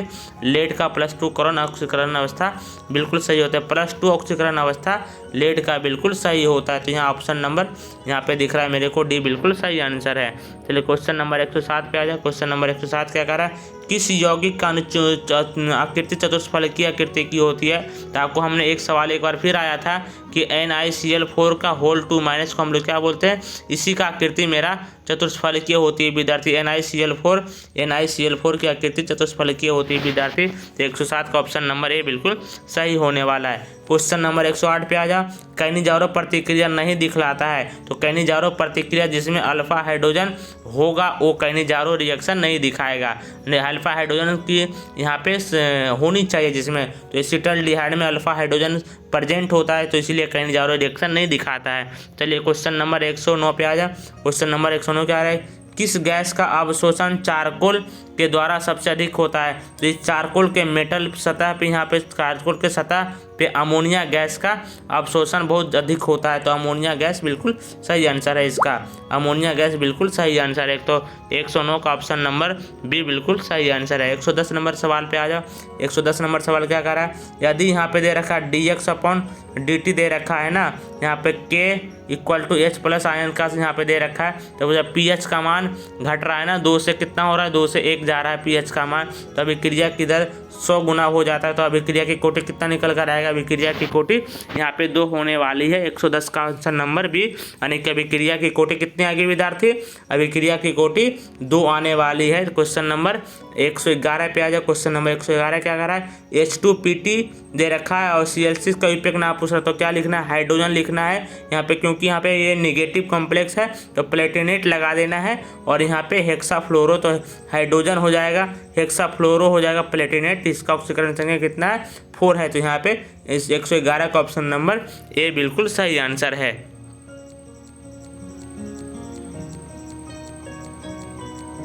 क्या कह रहा है कि FeOH का होल 2 का एक सॉल्ट दे रखा है, उसमें NaCl का घोल मिलाया जाता है, तो क्या बनता है विद्यार्थी, से मान लेते हैं FeOH का होल 3 यहाँ पे दे रखा है, इसमें ऊपर से डालिएगा NaCl डालिएगा, तो क्या बनने वाला है, NaCl डालने से आपको प्राप्त होने वाला है FeOH का होल 3, और यहाँ पे सोडियम जाकर लटक जाएगा, जिसे ये अवक्षेप बना लेगा। तो ऑप्शन नंबर 112 का ऑप्शन नंबर सी बिल्कुल इसका सही आंसर होने वाला है। चलिए 113 पे आ जाए। क्वेश्चन नंबर 113 क्या कह रहा है, क्वेश्चन नंबर निम्नलिखित जटिल यौगिक में किसका अनुचुंबकीय गुण सबसे अधिक होगा, तो यहाँ पे याद रखना है कि FeH2O का होल 6 और यहाँ पे Cl2 का चुंबकीय गुण अधिक होता है, क्योंकि यहाँ पे 3d5 आने वाला है इसका इलेक्ट्रॉनिक विन्यास। तो यहाँ पे 113 का ऑप्शन नंबर बी बिल्कुल सही आंसर है। क्वेश्चन नंबर 114 पे आ जाओ। क्वेश्चन नंबर 114 क्या कहा था, निम्नलिखित में से कौन सा नेशनल के साथ पीला अवक्षेप बनाता है, अमोनिया यहाँ पे नेशनल एजेंट होता है। नेशनल एजेंट क्या होता है, K2HgI4 होता है विद्यार्थी, ये नेशनल रिएजेंट होता है, K2HgI4 होता है नेशनल रिएजेंट। ये जब किससे भी क्रिया करता है, अमोनिया के साथ करता है, तो आपको पीला अवक्षेप प्राप्त होता है। यहाँ पे अमोनिया इसका बिल्कुल सही आंसर है। 114 का ऑप्शन नंबर बी बिल्कुल सही है, पीला अवक्षेप अमोनिया बनाता है। यहाँ पे 100 नंबर 15 पे आ जाओ। एक यौगिक जलासन के पश्चात 1 डिग्री एमीन देता है, तो यौगिक क्या कहलाता है, साइनाइड का। जब आप लोग क्या कराते हो, साइनाइड का जब कराते हो, क्या जलांसन कराते हो, तो ये क्या बनाता है विद्यार्थी, 1 डिग्री एमीन देता है, 1 डिग्री एमीन देता है। तो यहाँ पे ऑप्शन नंबर 115 का सी बिल्कुल सही आंसर है। चलिए 100 नंबर 16 पे आ जाओ। 116 नंबर क्वेश्चन का है, BCC इकाई में मुक्त एवं खाली जगह कितनी होती है। BCC इकाई में खाली जगह की होती है कितना विद्यार्थी, 32% खाली होता है और 68% क्या होता है, भरा हुआ होता है। तो खाली पूछ रहा कितना लगाना है विद्यार्थी, 32% इसका सही आंसर हो जाएगा।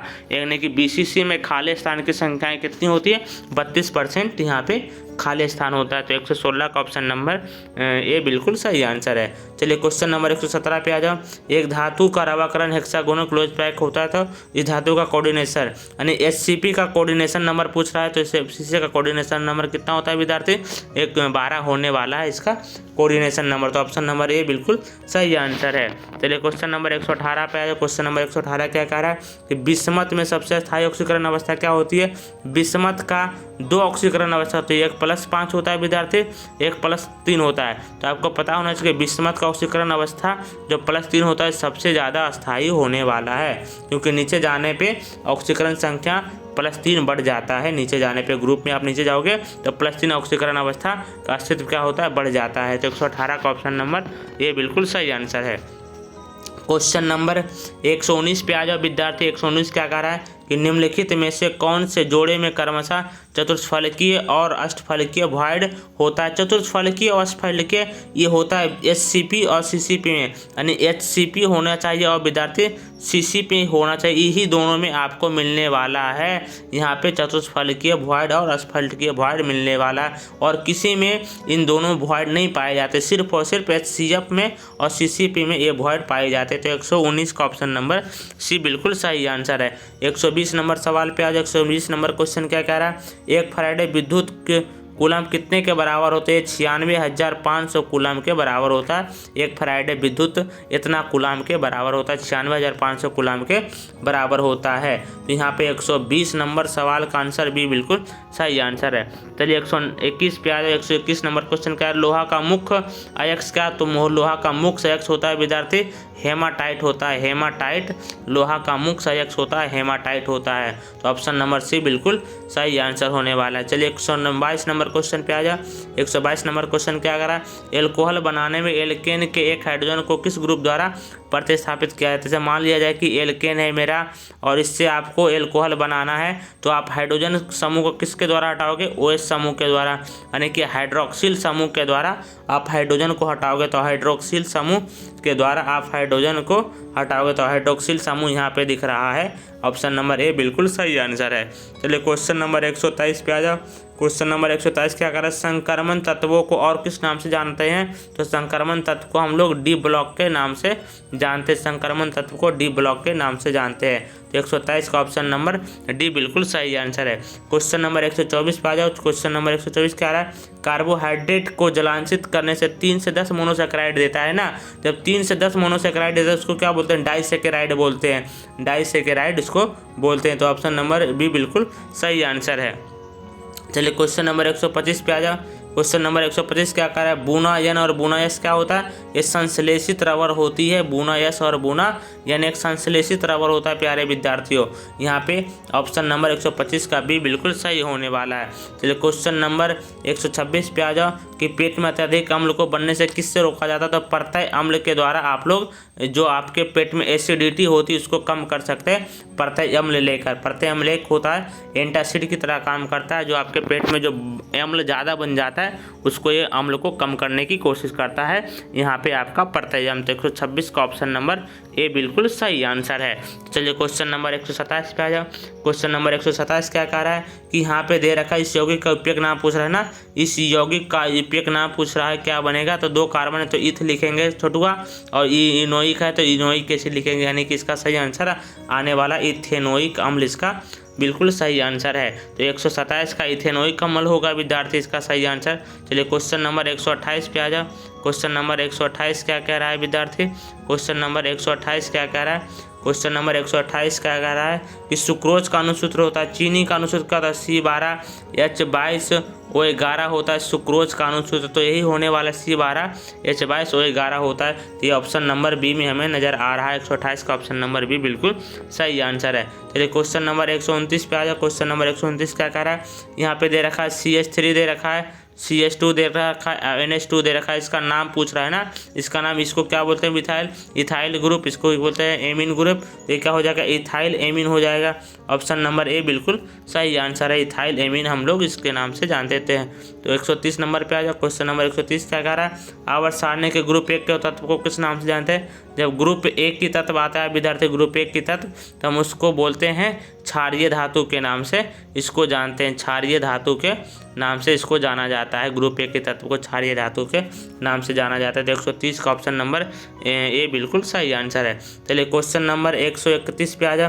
क्वेश्चन नंबर 131 क्या कह रहा है? एक विधि जिसमें धात्विक ऑक्साइड को हवा की उपस्थिति में उसके गलनांक के नीचे गर्म किया जाता है, तो क्या कहते हैं इसको? तो भर्जन कहते हैं। भर्जन में हवा की अनुअधिकता होती है विद्यार्थी, हवा की अधिकता जिसमें होती है उसको हम लोग भर्जन कहते हैं। तो यहाँ पे ऑप्शन नंबर 131 का ये बिल्कुल सही आंसर होने वाला है। चलिए 132 नंबर पे आ जाओ। 132 नंबर क्या है? कॉपर धातु का शोधन निम्नलिखित में से किस विधि द्वारा करते हैं? तो कॉपर धातु का हम लोग किस विधि द्वारा इसको हम लोग शोधन करते हैं? तो वैद्युत अपघटन के विधि। जैसे कॉपर हो गया, जैसे निकेल हो गया, जैसे क्या हो गया? प्लेटिनम हो गया, जैसे आपका हो गया सिल्वर हो गई। इस सभी धातु का हम लोग विद्युत अपघटन मेथड से आप इसको शोधन करते हैं। तो ऑप्शन नंबर 132 के ये बिल्कुल सही आंसर है। क्वेश्चन नंबर 133 पे आ जाओ। क्या कह रहा है कि अमोनिया लाल लिटमस पत्र को किस रंग में बदलता है। तो अमोनिया क्या होता है विद्यार्थी, एक प्रकार का क्षार होता है। क्षार क्या करता है, लिटमस पत्र, लाल लिटमस पत्र को ये नीला बना देता है, लाल लिटमस पत्र को नीला बना देता है क्षार। तो यहाँ पे ऑप्शन नंबर ए बिल्कुल सही आंसर है। 133 का ऑप्शन नंबर ए बिल्कुल सही आंसर है। चलिए क्वेश्चन नंबर 134 पे आ जा। क्वेश्चन नंबर 134 क्या कह रहा है कि उजला और पीला फास्फोरस क्या होता है विद्यार्थी। उजला और पीला फास्फोरस अप्रूप की तरह बाहर काम करता है। उजला और पीला फास्फोरस अप्रूप होता है विद्यार्थी। उजला एवं पीला फास्फोरस एक प्रकार का अप्रूप होता है। तो 134 का ऑप्शन नंबर ए बिल्कुल सही आंसर होने वाला है। 135 पे आ जाओ बेटा। नाइट्रिक अम्ल तैयार किया जाता है। नाइट्रिक अम्ल विद्यार्थी ओसवाल्ड विधि द्वारा तैयार किया जाता है। ओसवाल्ड विधि द्वारा हम लोग नाइट्रिक अम्ल का निर्माण करते हैं। तो 135 का ऑप्शन नंबर बी बिल्कुल सही आंसर होने वाला है। 136 पे आ जाओ विद्यार्थी। 136 नंबर क्वेश्चन क्या कह रहा है, एक कॉम्प्लेक्स दे रखा है, पूछ रहा है इसमें लोहा का ऑक्सीकरण संख्या पूछ रहा है ना। यहाँ पे K4 दे रखा है, यहाँ पे Fe दे रखा है, Cn का होल 6 दे रखा है, इसमें पूछ रहा है आयरन का ऑक्सीकरण, इसको क्या माने +4 प्लस x इंटू यहाँ पे -6 = 0। तो यहाँ पे x इक्वल टू कितना आने वाला है विद्यार्थी, +2 आने वाला। तो यहाँ पे ऑप्शन नंबर ए बिल्कुल सही आंसर होने वाला है। 136 का ऑप्शन नंबर ए बिल्कुल सही आंसर है। चलिए क्वेश्चन नंबर 137 के बाद आते हैं विद्यार्थी। 137 के बाद आते हैं हम लोग 137 नंबर क्वेश्चन पे आते हैं। पूछ रहा है कि PCl5 क्या है विद्यार्थी। PCl5 क्या है, तो PCl5 एक प्रकार का ऑक्सीकारक होता है, क्योंकि यहाँ पे फास्फोरस का ऑक्सीकरण संख्या महत्तम होती है। जब भी ऑक्सीकरण संख्या सबसे ज़्यादा होती है तो एक ऑक्सीकारक की तरह व्यवहार करता है। तो 137 का ऑप्शन नंबर आपको दिख रहा है विद्यार्थी ए बिल्कुल सही आंसर है। 137 नंबर के बाद 138 पे आ जा। यहाँ पूछ रहा है कि NH3 में नाइट्रोजन का संकलन पूछ रहा है कि NH3 में नाइट्रोजन का संकलन क्या होता है विद्यार्थी। NH3 में नाइट्रोजन का संकलन sp3 होने वाला है, क्योंकि इसमें 4 सिग्मा बंधन होती है। तो 4 सिग्मा बंधन और एक लोन पेयर होता है विद्यार्थी। तो आपको sp3 नजर आने वाला है। sp3 इसका बिल्कुल सही आंसर है। 138 का sp3 बिल्कुल सही आंसर है। क्वेश्चन नंबर 139 पे आ जा।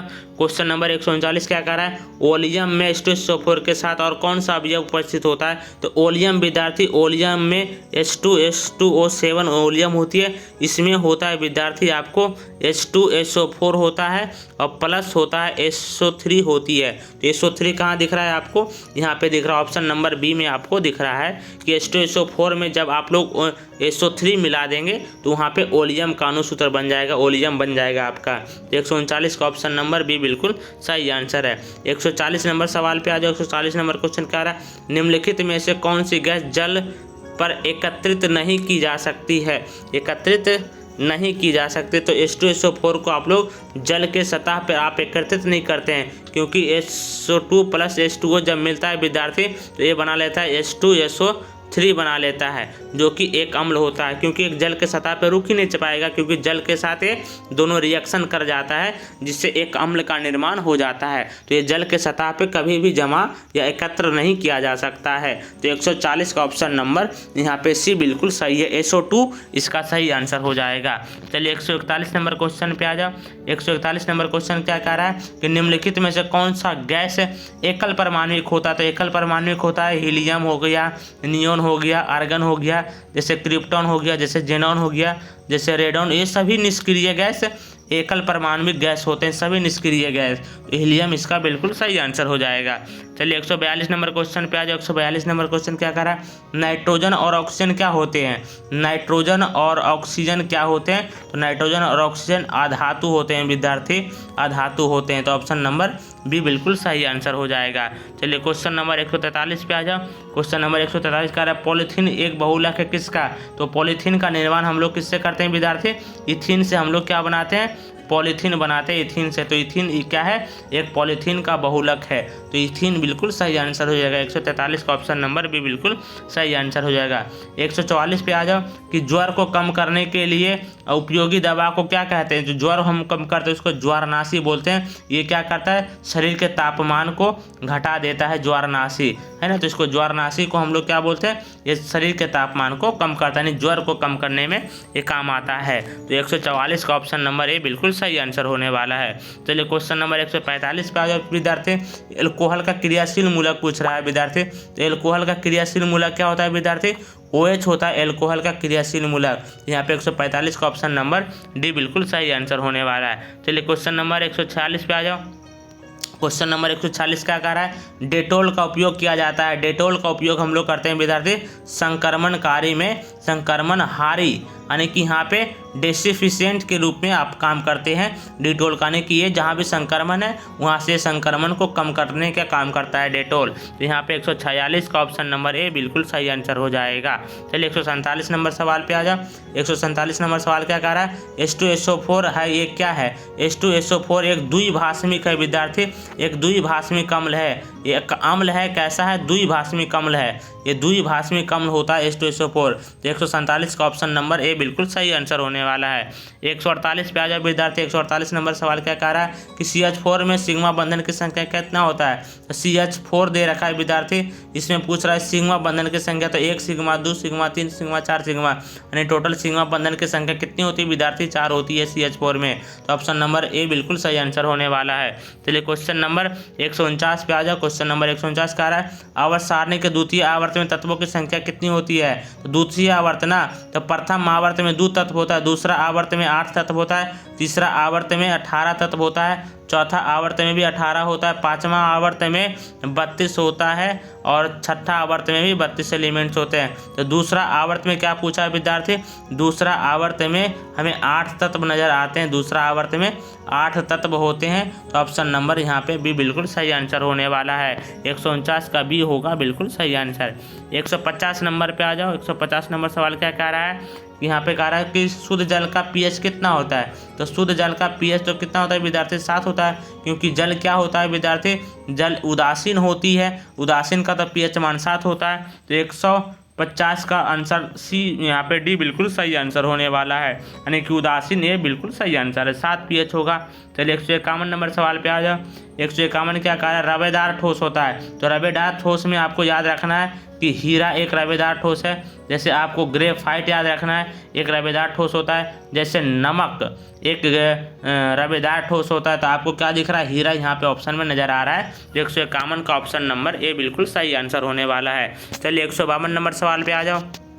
152 नंबर सवाल कह रहा है बेरवेदार ठोस पदार्थ है। बेरवेदार ठोस पदार्थ किसको बोलते हैं विद्यार्थी, तो बेरवेदार ठोस का उदाहरण क्या होता है, जैसे कांच हो गया बेरवेदार ठोस, जैसे रबर हो गया बेरवेदार ठोस, जैसे क्या हो गया पॉलीथीन हो गया बेरवेदार ठोस, जैसे क्या हो गया विद्यार्थी प्लास्टिक हो गया बेरवेदार ठोस। तो यहाँ पे कांच आपको नजर आ रहा है, ये बेरवेदार ठोस के उदाहरण होते हैं। तो 152 का ऑप्शन नंबर बी बिल्कुल सही आंसर होने वाला है।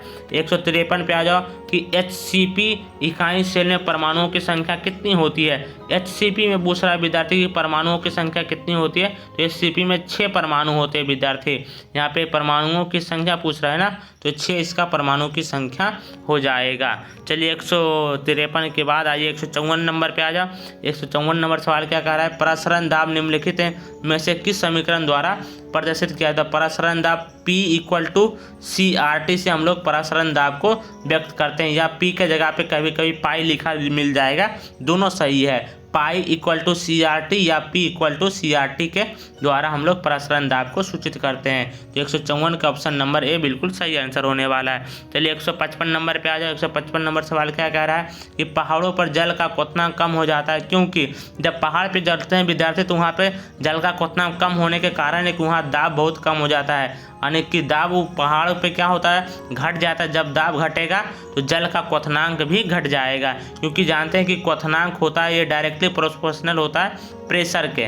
जैसे जैसे आप प्रेशर बढ़ाओगे वैसे वैसे क्वथनांक बढ़ेगा, लेकिन पहाड़ पे जाने पे क्वथनांक क्या होता है विद्यार्थी, घटता है, तो जल का क्वथनांक भी घट जाएगा। यहाँ पे इसका मतलब वायुमंडलीय दाब पहाड़ पे कम होती है। तो 155 का ऑप्शन नंबर ए बिल्कुल सही आंसर है। 156 पे आ जाओ। 156 क्या कह रहा है कि अर्धपारगम झिल्ली से प्रसरण क्रिया में निकल जाते हैं। तो अर्धपारगम झिल्ली में विद्यार्थी प्रसरण के द्वारा कौन सा कण जो बाहर निकल जाता है, तो ये विलायक के कण होते हैं विद्यार्थी, विलायक के कण होते हैं जो बाहर निकल जाते हैं, और जिससे कि होता है कि यहाँ पे जल शुद्ध हो जाता है, विलायक के कण यहाँ पे गायब हो जाते हैं। आपको याद रखना है कि विलायक के कण यहाँ से गायब हो जाते हैं। तो यहाँ पे क्या आंसर आ जाएगा विद्यार्थी, यहाँ पे सही आंसर हो जाएगा आपका बी बिल्कुल सही आंसर होने वाला है। विलायक के कण यहाँ पे बिल्कुल। 157 नंबर सवाल पे आ जाओ। 157 नंबर सवाल क्या कह रहा है कि निम्न में से कौन बिलियन का अनुसंख्यक गुणधर्म, निम्न में से कौन बिलियन का अनुसंख्यक गुणधर्म है। तो यहाँ पे बिलियन का अनुसंख्यक गुणधर्म कौन होता है विद्यार्थी, प्रसरण विलयन का अनुसंख्यक गुणधर्म होता है। विलयन का अनुसंख्यक गुणधर्म प्रसरण होती है। 157 का ऑप्शन नंबर ए बिल्कुल सही आंसर होने वाला है। चलिए 158 नंबर सवाल पे आ जाओ। कार आदर्श विलयन में निम्न में से कौन सा गुण होता है? तो यह राउल्ट का नियम का पालन करता है, यानी कि जो राउल्ट के नियम का पालन करे उसको हम लोग क्या बोलते हैं विद्यार्थी? उसको हम लोग बोलते हैं, राउल्ट का नियम को पालन करते हैं उसको हम लोग बोलते हैं आदर्श विलयन बोलते हैं।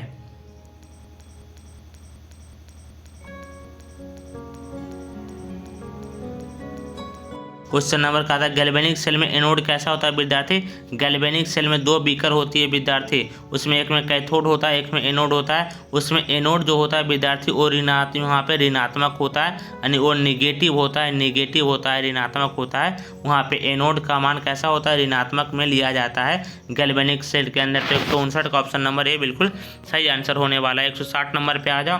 160 नंबर क्या कह रहा है? निम्नलिखित में से कौन सी धातु जो हाइड्रोजन गैस उत्पन्न नहीं करती, जो धातु अम्ल के साथ अभिक्रिया करता है? जैसे मान लिया जाए कोई धातु दे रखा है, वो हाइड्रोजन गैस है, कौन है जो हाइड्रोजन गैस उत्पन्न नहीं करता है? जैसे कॉपर अम्ल के साथ अभिक्रिया करता है तो हाइड्रोजन गैस नहीं देता है। जैसे आप ले लेते हो सोना हाइड्रोजन के साथ अभिक्रिया करता है तो यहाँ पे हाइड्रोजन गैस नहीं करता। जैसे सिल्वर, जैसे क्या ले लेते हो प्लेटिनम, ये सभी धातु है जो हाइड्रोजन के साथ प्रतिक्रिया करके हाइड्रोजन गैस मुक्त नहीं करते हैं। तो ऑप्शन नंबर इसका बिल्कुल सी बिल्कुल सही आंसर हो जाएगा। चलिए क्वेश्चन नंबर 161 पे आ जाओ। क्वेश्चन नंबर 161 क्या है? कौन सा कार्बनिक क्योंकि सिल्वर मिरर जांच देता है? तो सिल्वर मिरर जांच विद्यार्थी यहाँ पे आपको देगा, यहाँ पे फॉर्मिकम देगा, यानी कि CHOOH यहाँ पे यही देगा, क्योंकि इसमें एल्डिहाइड समूह पाया जाता है। पीछे से देखेंगे तो इसमें एल्डिहाइड समूह पाया दिखेगा। यहाँ पे 161 के ऑप्शन नंबर भी बिल्कुल सही आंसर होने वाला है। 162 पे आ जाओ विद्यार्थी। 162 क्या कह रहा है कि हैबर विधि से अमोनिया निर्माण में दाब बढ़ाने पे क्या होगा? जब हैबर विधि से आप लोग अमोनिया बनाओगे तो यहाँ पे जब ताप बढ़ाओगे तो यहाँ अमोनिया का निर्माण क्या हो जाएगा विद्यार्थी? घट जाएगा, क्योंकि ली कैटेरियल प्रिंसिपल के द्वारा तापमान फेवरेबल इस कंडीशन में नहीं लिया जाता है। चलिए तो 162 का ऑप्शन नंबर बी बिल्कुल सही आंसर होने वाला है। 163 नंबर सवाल पे आ जाओ। 163 नंबर कह रहा है किसी पदार्थ के क्रिया करने का दर क्या करता है? सक्रियण द्रव्यमान पे निर्भर करता है। पदार्थ का जो क्रिया करने का द्रव्यमान होता है वो सक्रियण द्रव्यमान पे निर्भर करता है। चलिए क्वेश्चन नंबर 164 पे आ जाओ। क्वेश्चन नंबर 164 क्या कह रहा है? निम्न में से किसमें टिंडल प्रभाव नहीं पाया जाता है? निम्न में से किसमें टिंडल प्रभाव नहीं पाया जाता है? तो चीनी के घोल में टिंडल प्रभाव नहीं दिखता है, क्योंकि यह ट्रू सॉल्यूशन होता है और ट्रू सॉल्यूशन में टिंडल प्रभाव नहीं दिखता है विद्यार्थी। ट्रू सॉल्यूशन में टिंडल प्रभाव नहीं दिखता है। तो ऑप्शन नंबर 164 का ये बिल्कुल सही होने वाला है। 165 नंबर पे आ जाओ। 165 नंबर क्या कह रहा है? रासायनिक अधिशोषण क्या है? उन्नतकर्मीय है, यानी कि इरिवर्सिबल रिएक्शन है। इरिवर्सिबल रिएक्शन होती है विद्यार्थी।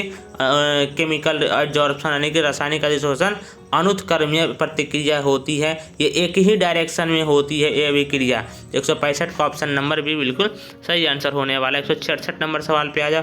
166 क्या कह रहा है? 166 कह रहा है किसी अभिक्रिया में उत्प्रेरक होती है। यहाँ अभिक्रिया की वेग को घटा भी सकता है। उत्प्रेरक दो प्रकार का होता है विद्यार्थी, एक होता है धनात्मक उत्प्रेरक, एक होता है ऋणात्मक उत्प्रेरक। तो धनात्मक उत्प्रेरक अभिक्रिया की दर को बढ़ाता है और ऋणात्मक अभिकारक अभिक्रिया की दर को घटाता है। यहाँ पे दोनों बात लिखना आपको सही होगा कि वेग को घटाता भी है, वेग को बढ़ाता भी है। तो 166 का ऑप्शन नंबर सी बिल्कुल सही आंसर है।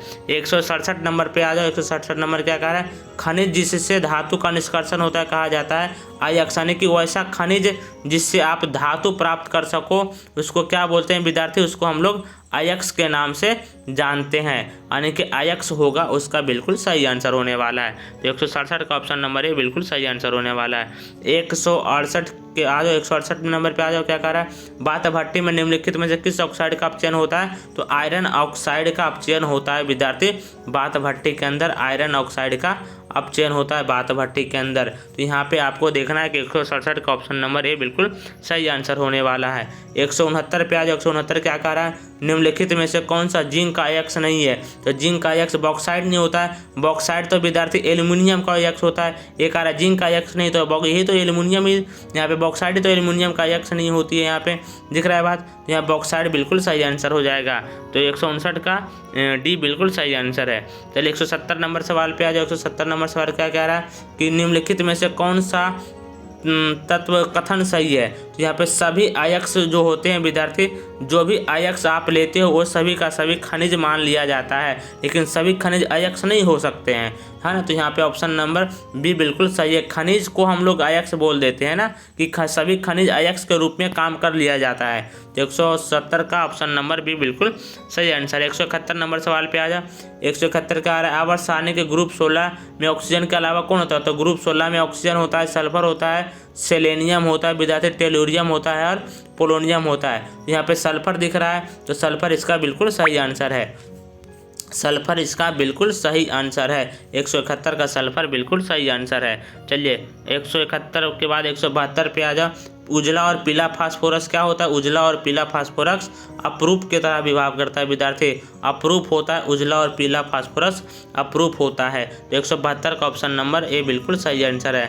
173 पे आ जाओ। 173 का था ओलियम का सूत्र क्या होता है? तो ओलियम H2SO7 होता है। H2SO7 को हम लोग क्या बोलते हैं? ओलियम के नाम से जानते हैं। 173 का ऑप्शन नंबर ए बिल्कुल सही आंसर है। 174 पे आ जाओ। क्या कह रहा है कि निम्नलिखित में से कौन हाइड्रोजन परबल ऑक्सीकारक होता है? कौन सा हाइड्रोजन परबल ऑक्सीकारक होता है? तो फ्लोरीन एक परबल ऑक्सीकारक की तरह काम करता है। तो ऑप्शन नंबर सी बिल्कुल सही आंसर है। फ्लोरीन एक परबल ऑक्सीकारक की तरह काम करता है। तो 174 का सी हो जाएगा। 175 पे आ जाओ। कहता है एल्केनल का समान सूत्र क्या होता है? एल्केनल का समान सूत्र होता है CnH2nO होता है। CnH2nO को हम लोग क्या बोलते हैं? एल्केनल का समान सूत्र बोला जाता है। CnH2n को हम लोग एल्केनल का समान सूत्र कहते हैं। इसका ऑप्शन नंबर 175 का भी बिल्कुल सही आंसर हो जाएगा। 176 नंबर पे आ जाओ। 176 नंबर क्या कह रहा है कि सिरका में कौन सा अम्ल पाया जाता है? सिरका में आप जानते हो कि सिरका में एसिटिक अम्ल पाया जाता है। एसिटिक अम्ल पाया जाता है सिरका के अंदर, एसिटिक अम्ल पाया जाता है। तो 176 का ऑप्शन नंबर बी बिल्कुल सही आंसर होने वाला है। चलिए क्वेश्चन नंबर 177 पे आ जाओ। क्वेश्चन नंबर 177 का है निम्नलिखित में से कौन परबल भस्म है? यहाँ पे परबल भस्म का सूत्र होता है विद्यार्थी CH3 का होल 2 और NH2 डिग्री एमीन जो होता है विद्यार्थी ये सबसे ज़्यादा परबल भस्म होता है। तो यहाँ पे 177 का सी बिल्कुल सही आंसर होने वाला है। चलिए क्वेश्चन नंबर 178 पे आ जाओ। क्वेश्चन नंबर 178 क्या कह रहा है? एल्कोहल का क्रियाशील मूलक क्या होता है? तो एल्कोहल का क्रियाशील मूलक OH होता है विद्यार्थी। एल्कोहल का क्रियाशील मूलक OH होता है, जो ऑप्शन नंबर ए में दिख रहा है। चलिए क्वेश्चन नंबर 179 पे आ जाओ। 179 क्या आ रहा है? एनिलीन में पाई बॉन्ड की संख्या कितनी होती है? तो एनिलीन में पाई बॉन्ड की संख्या पूछ रहा है। तो एनिलीन तो यही होता है विद्यार्थी, तो 1 पाई 2 पाई और ये 3 पाई, टोटल 3 पाई होती है एनिलीन में। यहाँ ऑप्शन नंबर हमें डी दिख रहा है, बिल्कुल सही आंसर है। पाई बॉन्ड की संख्या इसमें 3 पाई बॉन्ड होता है विद्यार्थी, 3 पाई बॉन्ड होता है एनिलीन में। तो 179 का ऑप्शन नंबर डी बिल्कुल सही आंसर है। चलिए 180 नंबर सवाल पे आ जाओ। 180 नंबर क्या कह रहा है? एक कॉम्प्लेक्स दे रखा है, इसमें बोला क्रोमियम का उपसंयोजन संख्या पूछ रही है ना। यहाँ पे दे रखा है K3 दे रखा है विद्यार्थी, यहाँ क्रोमियम दे रखा है C2O4 दे रखा है। ये ऑक्जिलेट आयन है, इसमें डबल यहाँ पे बाइडेंटेट होती है। यहाँ पे क्रोमियम का ऑप्शन कितनी निकल कर आएगी? 6 निकल कर आएगी विद्यार्थी। ऑप्शन संख्या 6। 180 का ऑप्शन नंबर डी बिल्कुल सही आंसर होने वाला है। 181 पे आ जाओ। 181 क्या कहता है? बेंजीन का अनुसूत्र क्या होता है? तो बेंजीन का अनुसूत्र होता है C6H6 होती है बेंजीन का अनुसूत्र। ये बहुत ही आसान सवाल था। बेंजीन का अनुसूत्र C6H6 होता है। चलिए क्वेश्चन नंबर 182 पे आ जाओ। क्वेश्चन नंबर 182 क्या कह रहा है? क्वेश्चन नंबर 182 क्या कह रहा है? कीटोन का क्रियाशील मूलक क्या होता है? कीटोन का क्रियाशील मूलक होता है CO को हम लोग कीटोन का क्रियाशील मूलक के नाम से जानते हैं। तो 182 का ऑप्शन नंबर ए बिल्कुल सही आंसर हो जाएगा। 183 पे आ जाओ विद्यार्थी। 183 क्या कह रहा है कि कीटोन के अपचयन से क्या प्राप्त होता है? जब भी आप कीटोन का क्या कराओगे? रिडक्शन कराओगे। कीटोन का जब भी आप अपचयन कराओगे तो उससे आपको 2 डिग्री एल्कोहल मिलने वाला है। 2 डिग्री एल्कोहल यानी सेकेंडरी एल्कोहल निर्माण होता है। कीटोन के अपचयन से सेकेंडरी एल्कोहल का निर्माण होता है, याद रखना है। कीटोन के अपकरण से हमें मिलता है 2 डिग्री एल्कोहल मिलता है। तो 183 का ऑप्शन नंबर बी बिल्कुल सही होने वाला है। 184 नंबर पे आ जाओ। 184 नंबर क्या कह रहा है कि यहाँ पे CO दे रखा है। 184 नंबर क्या कह रहा है कि यहाँ पे CONH2 को किस ग्रुप के नाम से जानते हैं? तो इसको एमिडो ग्रुप के नाम से जानते हैं। CONH2 को एमिडो ग्रुप के नाम से जानते हैं। चलिए क्वेश्चन नंबर 185 पे आ जाओ। क्वेश्चन नंबर 185 क्या कह रहा है? 185 कह रहा है कि COOH के अलावा एमिनो अम्ल में क्या पाया जाता है? कहता है OH के अलावा एमिनो अम्ल में दो क्रियाशील मूलक होता है। पहला क्रियाशील मूलक COOH यानी कार्बोक्जिलिक अम्ल होता है और दूसरा क्रियाशील मूलक होना चाहिए एमीन क्रियाशील मूलक होनी चाहिए।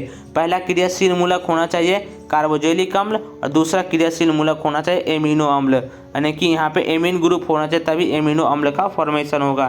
तो यहाँ 185 का ऑप्शन नंबर बी बिल्कुल सही आंसर नजर आ रहा है। चलिए 186 पे आते हैं। 186 क्या कह रहा है, रासायनिक अधिशोषण में कितने परतें होते हैं। तो रासायनिक अधिशोषण में एक परत होता है, सिर्फ और सिर्फ एक परत होता है रासायनिक अधिशोषण में, सिर्फ और सिर्फ एक परत होता है रासायनिक अधिशोषण में प्यारे बच्चों। तो यहाँ 186 का ऑप्शन नंबर ए बिल्कुल सही आंसर है। आज 187 नंबर पे आ जाओ। क्या कह रहा है कि बेकेलाइट फिनॉल के किसके साथ अभिक्रिया द्वारा बनता है। बेकेलाइट फिनॉल के साथ किसके द्वारा अभिक्रिया करता है, तो फॉर्मल्डिहाइड बनता है। जब फिनॉल और आपको समझ में आना चाहिए कि जब फिनॉल और एसिटल्डिहाइड रिएक्शन करता है तो क्या बनता है, तब बनता है बेकेलाइट बनता है, तब बेकेलाइट बनता है जाकर विद्यार्थी। तो ऑप्शन नंबर सी बिल्कुल सही आंसर होने वाला है।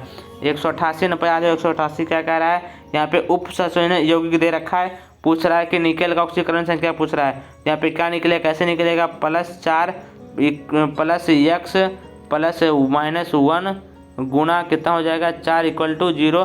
तो +4 -4 खत्म हो जाएगा तो x = कितना आ रहा है 0।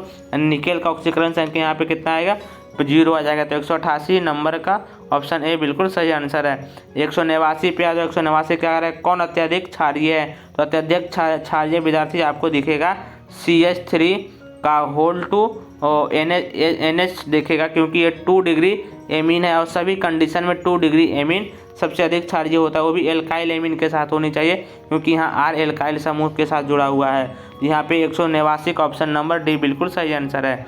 190 पे आ जाओ। क्या कह रहा है 190 पूछ रहा है मोनोहाइड्रिक एल्कोहल। तो मोनोहाइड्रिक एल्कोहल ये OH होता है और यहाँ पे क्या होता है एल्काइल समूह जुड़ता है। तो एल्काइल समूह क्या होता है CnH2n+1 होता है और इससे क्या जुड़ जाता है OH जुड़ जाता है। तो मोनोहाइड्रिक एल्कोहल का अनुसूत्र बन जाता है CnH2n+1 और OH बन जाता है, मोनोहाइड्रिक एल्कोहल का सूत्र बन जाता है। तो यहाँ पे 190 का ए ऑप्शन बिल्कुल सही आंसर है। चलिए 191 पे आ जाओ। 191 क्या कह रहा है, दूध निम्नलिखित में से किसका उदाहरण है। तो दूध एक प्रकार का पारस्परिक होता है, क्योंकि इसमें वसा पाई जाती है, तो यहाँ वसा यानी कि तेल के रूप में काम करता है। तो यहाँ दूध एक पारस का उदाहरण है। 191 का ऑप्शन नंबर ए बिल्कुल सही आंसर है। 192 पे आ जाओ। गैलेना किसका यक्ष है। गैलेना पूछ रहा है किसका यक्ष, तो लेड का यक्ष होता है गैलेना। तो यहाँ पे ऑप्शन नंबर बी बिल्कुल सही आंसर आ रहा है। 192 का बी यानी लेड का यक्ष किस नाम से जानते हैं, गैलेना के नाम से जानते हैं। लेड का यक्ष गैलेना के नाम से जाना जाता है। तो 152 के ऑप्शन नंबर बी बिल्कुल सही आंसर है। 193 पे आ जाओ। 193 क्या कह रहा है कि निम्नलिखित में से कौन कृत्रिम अभिकर्ता है। कृत्रिम मीठा क्या है विद्यार्थी, तो सैक्रिन होता है। ये प्राकृतिक में नहीं पाई जाती है, हमें बनाना पड़ता है। लैब में बनाते हैं सैक्रिन को, एस्पार्टेम भी बनाते हैं और सोडियम साइक्लोमेट को भी हम लोग एक कृत्रिम मिठास के रूप में जानते हैं। तो इसका ऑप्शन नंबर डी बिल्कुल सही। इनमें से सभी क्या है विद्यार्थी, इनमें से सभी क्या है, एक कृत्रिम मीठा है ना, एक कृत्रिम मीठा है, तो इसमें से सभी बिल्कुल सही आंसर हो जाएगा। तो 193 का ऑप्शन नंबर डी बिल्कुल सही आंसर हो जाएगा। 194 पे आ जाए। 194 क्या कह रहा है कि निम्न में से कौन सा प्राकृतिक बहुलक है। निम्न में से प्राकृतिक बहुलक क्या होता है, प्रोटीन एक प्रकार का ही बहुलक है। ये प्राकृतिक बहुलक के उदाहरण है, प्रोटीन एक प्रकार के, जैसे आइसोप्रीन एक प्राकृतिक बहुलक के उदाहरण होता है, नेचुरल रबर होती है, उसी प्रकार से यहाँ पे प्रोटीन भी एक प्रकार का नेचुरल रबर की तरह काम करता है। तो यहाँ पे प्रोटीन हो जाएगा, इसका सही आंसर हो जाएगा प्रोटीन, बिल्कुल सही आंसर। 195 का ऑप्शन नंबर है बिल्कुल सही आंसर। 195 पे आ जाओ। 195 कॉम्प्लेक्स दे रखा है, पूछ रहा है इसका अनुसूत्र ज्ञात करना है ना। तो क्या दे रखा है, हेक्सा एमीन दे रखा है। तो 6 को क्या लेना है आपको, NH3 का होल 6 लेना है विद्यार्थी। और प्लेटिनम दे रखा है, तो यहाँ PT ले लेना है। और क्या बोल रहा है विद्यार्थी, आपको क्लोराइड दे रहा है ना, या यहाँ पे प्लेटिनम का ऑक्सीकरण संख्या +4 लेना है। तो +4 तब आएगा जब यहाँ क्लोरीन 4 को लगाना है, क्योंकि यहाँ NH3 तो न्यूट्रल लिगेंड होती है, इससे ऑक्सीकरण संख्या डेवलप हो नहीं पाती है। तो इसका ऑप्शन नंबर ए बिल्कुल सही आंसर होना है, PTNH3 का होल 6 और Cl4। इसका 195 का ऑप्शन नंबर ए बिल्कुल सही आंसर होने वाला है। 196 पे आज 196 क्या कर रहा है, निम्नलिखित में से कौन अक्रिस्टल ठोस का उदाहरण है। अक्रिस्टल ठोस क्या होता है विद्यार्थी, जैसे कांच जैसे आप क्या बोलते हैं, कांच को ही ग्लास बोलते हैं, जैसे रबर होता है, ये आप क्रिस्टलीय ठोस का उदाहरण है। तो ऑप्शन नंबर सी बिल्कुल सही आंसर होने वाला है। 196 का ऑप्शन नंबर सी बिल्कुल सही आंसर होने वाला है। 197 पे आज 197 क्या कह रहा है कि निम्न में से कौन अनुसंख्यक गुणधर्म है, निम्न में से कौन अनुसंख्यक गुणधर्म है विद्यार्थी। तो प्रसरण दाब को हम लोग क्या बोलते हैं, अनुसंख्यक गुणधर्म के नाम से जानते हैं प्रसरण दाब को। तो प्रसरण दाब ही मेरा एक अनुसंख्यक गुणधर्म हो जाता है इस ऑप्शन में। आप यहाँ पे संज्ञता नहीं होती है, ना तो प्रतिष्ठान होता, ना ही यहाँ पे अपवर्तनांक होता है, सिर्फ और सिर्फ हमें यहाँ पे प्रसरण दाब अनुसंख्यक गुणधर्म के रूप में देख सकते हैं। तो 197 के ऑप्शन नंबर डी बिल्कुल सही आंसर है। चलिए क्वेश्चन नंबर 198 पे आ जाओ। कहा था 1 मोल एल्युमिनियम क्लोराइड के अपचयन से कितने मोल की आवश्यकता पड़ती है।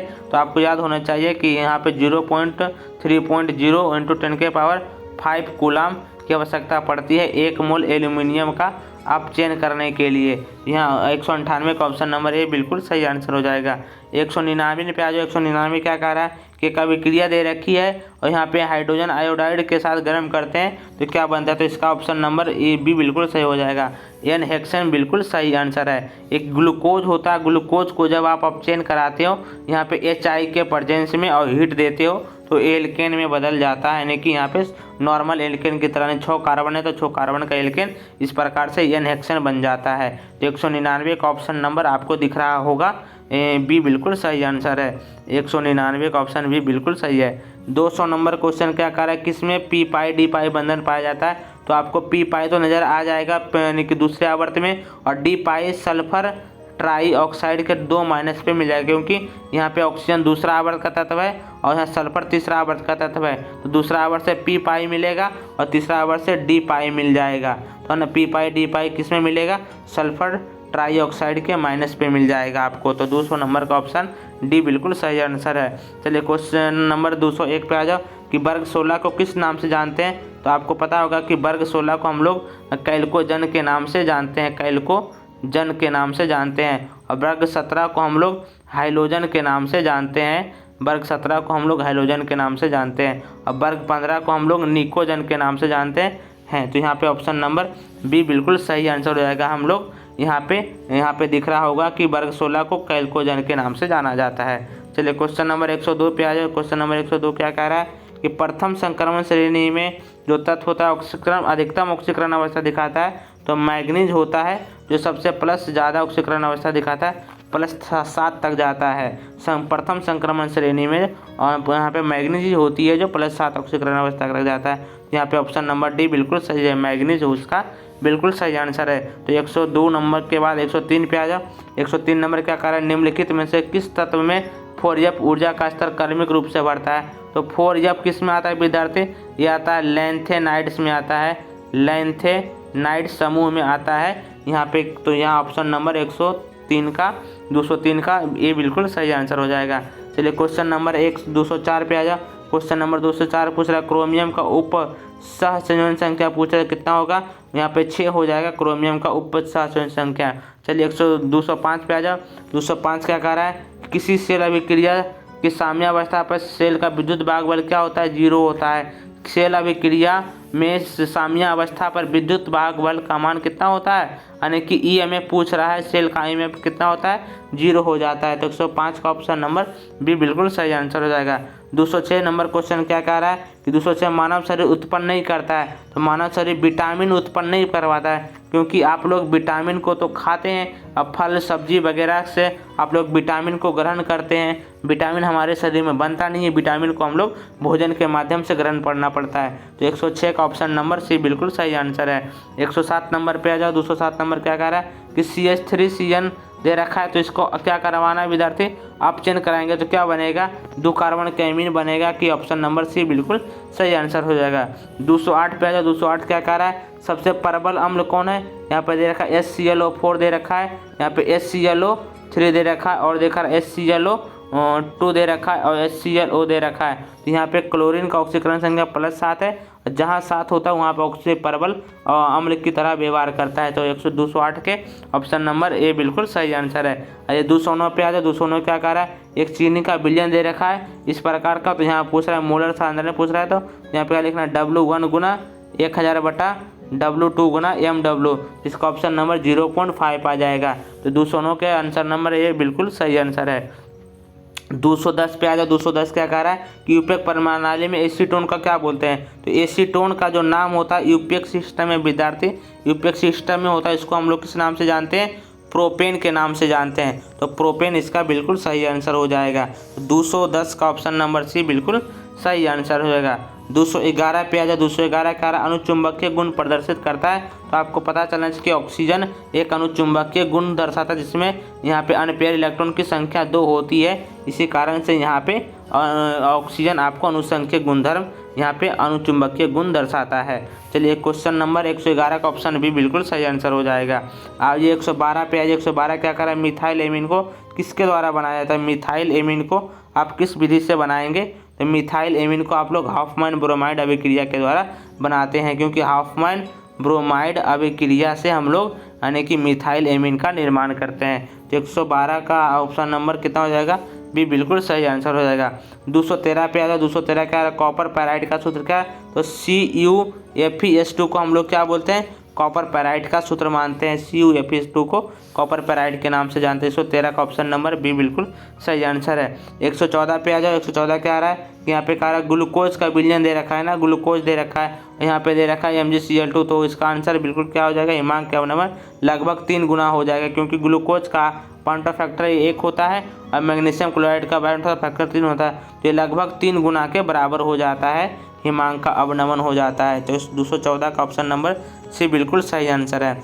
215 पे आ जाए। 215 क्या कर रहा है? जूटर आयन बनाने में कौन शामिल है? जूटर आयन बनाने में आपको पता है कि जिसमें NH2 हो और आपको पता है NH2 वाला हो, और एक क्या होना चाहिए? COOH होना चाहिए, जिसमें कार्बोजेलिक अम्ल और एमीन ग्रुप हो, जिसमें दिखे, इसमें दिख रहा है कार्बोजेलिक अम्ल, यहाँ पे एमीन दिख रहा है। तो ऑप्शन नंबर बी बिल्कुल सही आंसर है। तो 215 का ऑप्शन नंबर डी बिल्कुल सही आंसर है। 216 पे आ जाए। 216 क्या कह रहा है कि परगलन विधि में धातु ऑक्साइड के अपचयन प्रयुक्त क्या होता है? तो यहाँ पे कार्बन का उपयोग करते हैं।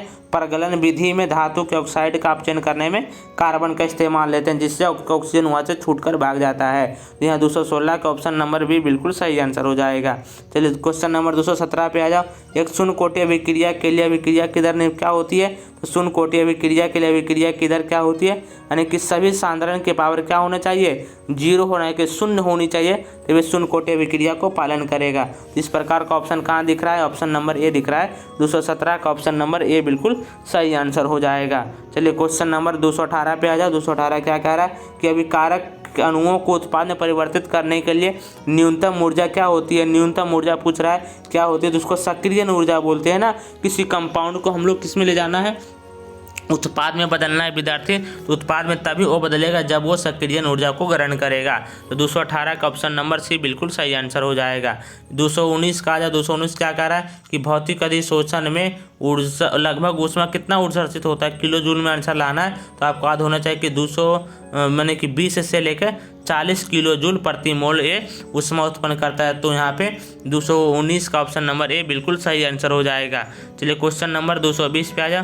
क्वेश्चन नंबर 220 का अगर SN2 क्रिया में क्या बनता है? तो SN2 अभिक्रिया में यहाँ पे बनता है संक्रमण अवस्था, जिसमें से कार्बन कितना बंधन बनाता है? 5 बंधन कार्बन बनाता है।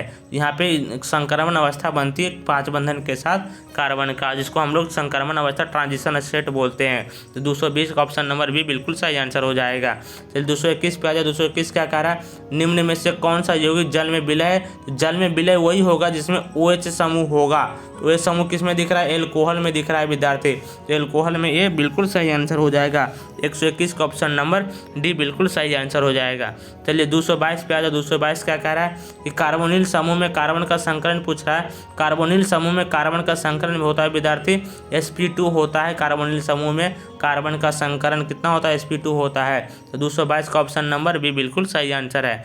चलिए 223 पे आ जाओ। 223 क्या कह रहा है कि फॉर्मल्डिहाइड को NOH के विलयन के साथ गर्म करने से क्या प्राप्त होता है? तो मेथिल एल्कोहल प्राप्त होता है। एक प्रकार का कैनिजारो रिएक्शन है। जब फॉर्मल्डिहाइड को हम लोग गर्म करते हैं तो आपको समझ में आता है कि एक एल्कोहल बन जाता है, एक कार्बोजेलिक अम्ल बन जाता है। यहाँ पे 223 का ऑप्शन नंबर सी बिल्कुल सही आंसर हो जाएगा। यहाँ पे आ जाओ विद्यार्थी कैल्शियम फॉर्मेट के सूक्ष्म आवासन से क्या प्राप्त होता है? कैल्शियम फॉर्मेट के जब आप गर्म करते हैं तो ये बन जाता है विद्यार्थी, ये मेरा बन जाता है फॉर्मल्डिहाइड बन जाता है, CHO बन जाता है, फॉर्मल्डिहाइड बन जाता है प्यारे विद्यार्थियों। तो 224 का ऑप्शन नंबर ए बिल्कुल सही आंसर है। 225 पे आ जाओ। 225 क्या कह रहा है कि ए और बी और सी 3 तत्व दे रखा है जिसका अपचयन मानक विभव दे रखा है, तो उसको अपचयन क्षमता पूछ रहा है। तो अपचयन क्षमता जो होता है विद्यार्थी ये इन्वर्सली प्रोपोर्शनल होता है मानक विभव से, यानी रिडक्शन पोटेंशियल के उल्टा होता है। तो जिसका रिडक्शन पोटेंशियल कम होगा उसका अपचयन क्रम क्या होगा? अपचयन क्रम ज़्यादा होगा। तो इसमें सबसे कम किसका दिख रहा है? बी का दिख रहा है। कितना दिख रहा है? माइनस में दिख रहा है 2.04, यानी बी का सबसे ज़्यादा होगा, फिर उसके बाद सी कम है और सबसे ज़्यादा ये है, तो यानी कि बी और सी और उसके बाद ए आएगा। तो यहाँ पे 225 का ऑप्शन नंबर डी बिल्कुल सही आंसर है। चलिए क्वेश्चन नंबर 226 पे 226 क्या कह रहा है कि एंजाइम क्या? तो एंजाइम एक प्रकार का प्रोटीन है विद्यार्थी, एंजाइम एक प्रकार का प्रोटीन होता है, एंजाइम एक प्रकार का प्रोटीन होता है, ये सभी को याद होगा। चलिए 226 का ऑप्शन नंबर सी बिल्कुल सही आंसर है। 227 पे आ जाओ। 227 क्या कह रहा है कि सल्फाइड अयस्क का सांद्रण किया जाता है, फेन प्लवन विधि द्वारा सल्फाइड अयस्क का सांद्रण किया जाता है। एक 228 पे आ जाए। 228 क्या कह रहा है? टिंडल प्रभाव किस में होता है? टिंडल प्रभाव किस में पाया जाता है? तो ये सॉल में टिंडल प्रभाव पाया जाता है, सॉल में टिंडल प्रभाव पाया जाता है। तो 228 का ऑप्शन नंबर सी बिल्कुल सही आंसर होने वाला है। चलिए क्वेश्चन नंबर 229 पे आ जा। 229 क्या कह रहा है? एल्किल हाइड्राइड एवं सोडियम धातु के बीच अभिक्रिया क्या कहलाती है? यानी एल्किल हाइड्राइड लेना है, आर और यक्स होना है, अब प्लस क्या लेना है? सोडियम लेना है विद्यार्थी। तो ऐसा अभिक्रिया आज करो जिसका 2 अणु लेते थे, इसका 2 अणु लेते थे और यहाँ पे रिएक्शन के ऊपर ड्राई ईथर लेते थे, तो ये क्या बनता था? ऊर्ज रिएक्शन बनता था ना विद्यार्थी। तो ऊर्ज रिएक्शन का ये अच्छा उदाहरण होता है, एल्किल हाइड्राइड और सोडियम धातु के बीच अभिक्रिया होती थी ऊर्ज रिएक्शन में। तो 229 का ऑप्शन नंबर ए बिल्कुल सही आंसर है।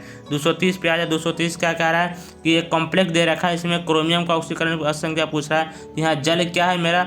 न्यूट्रल लिगेंड, तो 0 हो जाएगा गुना 4, और यहाँ पे क्लोरीन कितना दे रखा है? -1 गुना कितना हो जाएगा? 2 इक्वल टू कितना? +1 हो जाएगा। तो यहाँ पे कितना निकल कर गया विद्यार्थी? ये हो जाएगा 0, ये हो जाएगा -2, ये हो जाएगा ब्रैकेट बराबर के साइड +1, तो इन्हें भेजबो तो क्यों हो जाते? ये यानी कि उन्हें जाएगा तो +3 आ जाएगा विद्यार्थी। तो ऑप्शन नंबर बी बिल्कुल सही आंसर हो जाएगा। 230 का ऑप्शन नंबर बी बिल्कुल बिल्कुल सही आंसर है, +3 इसका आंसर आएगा। चलिए 231 पे आ जाओ। 231 का निम्न में से कौन सा सबसे प्रबल बंधन होगा?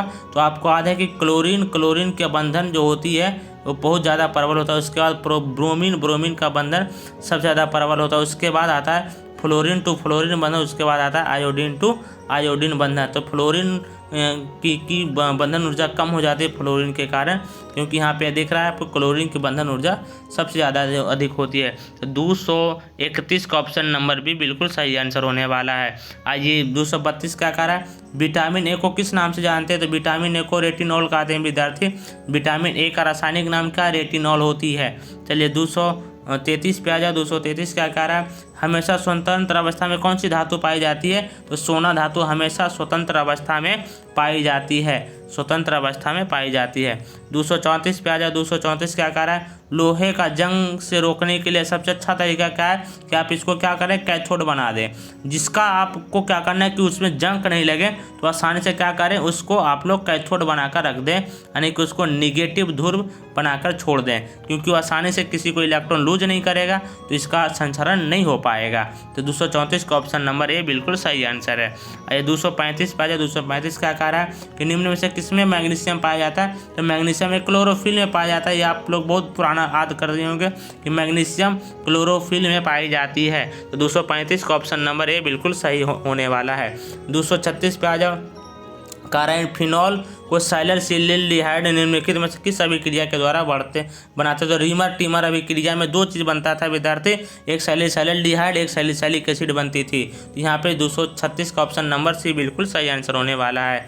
ये 237 पे आ जाए। 237 क्या कह रहा है? प्राथमिक एमिन की पहचान किसके द्वारा की जाती है? प्राथमिक एमीन की पहचान क्लोरोफॉर्म लेते थे और KOH लेते थे। इसका मतलब क्या है, ये हॉफमैन ब्रोमाइड अभिक्रिया है विद्यार्थी। हॉफमैन ब्रोमाइड अभिक्रिया से हम लोग 1 डिग्री एमीन की पहचान करते हैं, जिसको हम लोग प्राथमिक एमीन कहते हैं। यानी 237 का ऑप्शन नंबर बी बिल्कुल सही आंसर होने वाला है। आइए 238 नंबर पे आ जाओ। 238 क्या कह रहा है कि एस्कॉर्बिक अम्ल क्या होता है। तो एस्कॉर्बिक अम्ल को हम लोग क्या बोलते हैं, एक विटामिन होती है। एस्कॉर्बिक अम्ल क्या होता है, विटामिन होता है। विटामिन सी को हम लोग एस्कॉर्बिक अम्ल बोलते हैं। तो विटामिन एक प्रकार का होता है एस्कॉर्बिक। 238 का ऑप्शन नंबर ए बिल्कुल सही आंसर होने वाला है। 239 पे आ जाए। 239 क्या कह रहा है, वह पदार्थ जो शरीर के तापमान को कम करता है ज्वारनाशी कहलाता है विद्यार्थी। वह तापमान जो शरीर के तापमान को कम करता है ज्वारनाशी कहलाता है। तो 239 का ऑप्शन नंबर ए बिल्कुल सही आंसर होने वाला है। 240 का आ जाए। 240 क्या कह रहा है, रवा में जब इलेक्ट्रॉन ऋणायन द्वारा खाली स्थान को पकड़ लिया जाता है तो उसको हम लोग F केंद्र कहते हैं विद्यार्थी। F केंद्र क्या होता है विद्यार्थी, एक क्रिस्टल है जहाँ पे आपको क्या दिखेगा, यहाँ पे मान लीजिए इलेक्ट्रॉन गायब हो गया तो यहाँ पे इलेक्ट्रॉन आ जाएगा, फंस जाएगा, तो उसको F केंद्र कहते हैं। F केंद्र के कारण ही किसी क्रिस्टल का रंग डिफाइंड हो पाता है। तो 240 का ऑप्शन नंबर सी बिल्कुल सही आंसर हो जाएगा। 241 पे आ जाए। 241 क्या कह रहा है कि देखा है यहाँ पे कैल्शियम दे रखा है और NO3 दे रखा है और 2 दे रखा है। इसका पूछ रहा बॉन्ड ऑफ फैक्टर क्या होगा। तो देखिए विद्यार्थी, यहाँ 2 से बाहर होगा, फिर यहाँ 1, यानी कि टोटल कितना बाहर होने वाला है, 3 बाहर होने वाला है। यहाँ पे 3 आयन बनेगा, टोटल 3 आयन, तो बॉन्ड ऑफ फैक्टर 3 बनने वाला है इसका। 241 का ऑप्शन नंबर सी बिल्कुल सही आंसर होने वाला है। 242 पे आ जाओ कि बेरवेदार ठोस का उदाहरण क्या है। बेरवेदार ठोस बार बार आ रहा है विद्यार्थी, इसको याद करें। बेरवेदार ठोस क्या होता है, जैसे कांच हो गया, जैसे रबर हो गया, जैसे प्लास्टिक हो गया, ये सब क्या है विद्यार्थी, बेरवेदार ठोस के उदाहरण है। बेरवेदार ठोस होता है। तो 242 का ऑप्शन नंबर यहाँ पे डी बिल्कुल सही आंसर होने वाला है। बेरवेदार ठोस होता है, रबर बेरवेदार ठोस होता है। 243 पे आ जाओ। 243 क्या कह रहा है कि फोटोग्राफी फिल्म प्लेट में किसका आवश्यक घटक लेना है। तो अब यहाँ पे सिल्वर ब्रोमाइड होता है विद्यार्थी, आवश्यक घटक। फोटोग्राफिक फिल्म में आपको सिल्वर ब्रोमाइड का इस्तेमाल किया जाता है। तो 243 का ऑप्शन नंबर बी बिल्कुल सही आंसर होने वाला है। आ जाओ, एक 244 नंबर क्वेश्चन कह रहा है किस कोटि की अभिक्रिया के लिए वेग तथा वेग स्थिरांक की इकाई बराबर होती है। वेग और वेग स्थिरांक की इकाई जो होता है, शून्य कोटि अभिक्रिया में दोनों की इकाई समान आती है। अभिक्रिया का वेग और वेग स्थिरांक की इकाई यानी कि रेट ऑफ रिएक्शन और यहाँ पे वेग स्थिरांक के दोनों का इकाई क्या होता है विद्यार्थी, बराबर हो जाता है शून्य कोटि अभिक्रिया में। तो 244 का ऑप्शन नंबर ए बिल्कुल सही आंसर होने वाला है। 245 पे आ जाओ। 245 क्या अगर निम्न में से कौन एल्डोल संघनन अभिक्रिया देगा। तो एल्डोल संघनन में वो देता है जो जिसके पास अल्फा हाइड्रोजन प्रेजेंट होती है। एल्डोल संघनन में वही देगा जिसमें अल्फा हाइड्रोजन होगी। यहाँ पे ऑप्शन नंबर डी के पास ही अल्फा हाइड्रोजन दिख रहा है। तो 245 का ऑप्शन नंबर डी बिल्कुल सही आंसर होने वाला है। 246 पे आ जाए। 246 क्या कह रहा है कि क्लोरीन अमोनिया की अधिकता में विक्रिया करता है, यानी कि यहाँ पे अमोनिया बहुत सारा लेना है, क्लोरीन अभिक्रिया करेगा तो क्या बनेगा। तो आपको याद रखना है कि N2 बनता है और प्लस में आपको NH4Cl बनाना पड़ेगा। तो यहाँ पे ऑप्शन नंबर सी में दिख रहा है, ये रिएक्शन दिख रहा है कि NH4Cl दिखेगा प्यारे विद्यार्थियों। तो यहाँ पे दिख रहा है 246 का ऑप्शन नंबर सी बिल्कुल सही आंसर होने वाला है।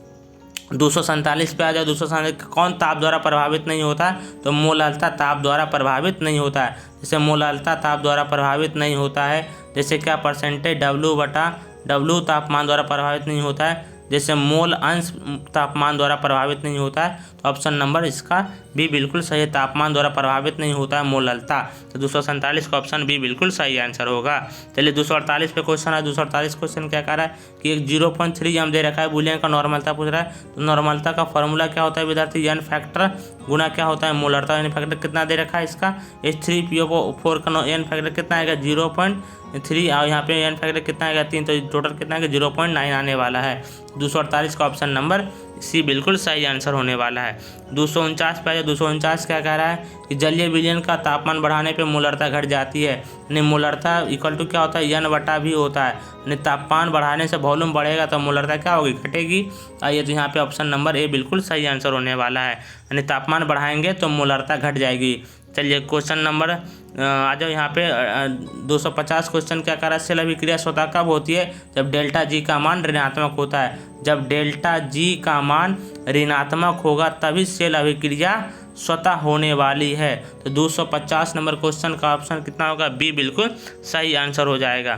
चलिए 251 क्वेश्चन नंबर क्या कह रहा है कि तनु H2SO4 के विजन में यहाँ पे एनोड पे क्या प्राप्त होगा? तो ऑक्सीजन गैस एनोड पे प्राप्त होती है, क्योंकि आप कंटेनर में 2 लेते हो, यहाँ पे ऑक्सीजन एक क्या करता है? एनोड पे जाता है, क्योंकि ऑक्सीजन नेगेटिव होता है, एक कैथोड पॉजिटिव की तरफ भागता है। तो यहाँ पे आपको समझ में आना चाहिए कि 251 का ऑप्शन नंबर डी बिल्कुल सही आंसर होगा, ऑक्सीजन गैस एनोड पे बनेगी। चलिए 252 पे आए तो 252 क्या कह रहा है? एक वैद्युत अपघटनी सेल में जिसमें इलेक्ट्रॉन का प्रभाव क्या होता है? तो वैद्युत अपघटनी सेल में इलेक्ट्रॉन का प्रभाव होता है, ये विलयन के अंदर से जाता है विद्यार्थी, अंतः होता है अंदर से जाता है, यानी कि कैथोड से जाता है विद्यार्थी, एनोड की तरफ भागता है। कैथोड से एनोड की तरफ इलेक्ट्रॉन का प्रभाव होता है वैद्युत अपघटनी सेल में, कैथोड से एनोड की तरफ भागता है इलेक्ट्रॉन, कैथोड से एनोड की तरफ इलेक्ट्रॉन भागता है। तो 252 का ऑप्शन नंबर सी बिल्कुल सही आंसर होने वाला है। 253 पे आ जाओ। 253 क्या कर? उत्प्रेरक की क्रिया निर्भर करती है कणों के आकार। उत्प्रेरक का कण का आकार जितना बड़ा होगा उतना ये आसानी से उत्प्रेरक का काम करेगा, आसानी से उत्प्रेरण की क्रिया को या उत्प्रेरक की क्रिया को दिखाएगा। 254 नंबर पे आया। 254 क्या कह रहा है कि स्वर्ण संख्या सबसे कम किस में होती है? स्वर्ण संख्या जिलेटिन में सबसे कम होती है, यानी गोल्ड नंबर पूछ रहा है विद्यार्थी, गोल्ड नंबर किस में कम होगा? तो जिलेटिन में गोल्ड नंबर सबसे कम होता है, जिलेटिन में गोल्ड नंबर सबसे कम होता है। अगर ये वीडियो आपको अच्छा लगा हो, सुनने मज़ा आया हो, आपको कुछ फ़ायदा हो रहा है आप एग्ज़ाम के लिए, तो इस चैनल को ज़रूर सब्सक्राइब कर दें। हमारे चैनल का नाम है ब्रिलियंट केमिस्ट्री पॉइंट नवादा। यहाँ हर एक प्रकार के वीडियो आपको मिलेंगे, बोर्ड के पॉइंट ऑफ व्यू से तैयारी कराया जाता है, जिससे आप केमिस्ट्री में अधिक से अधिक मार्क्स ला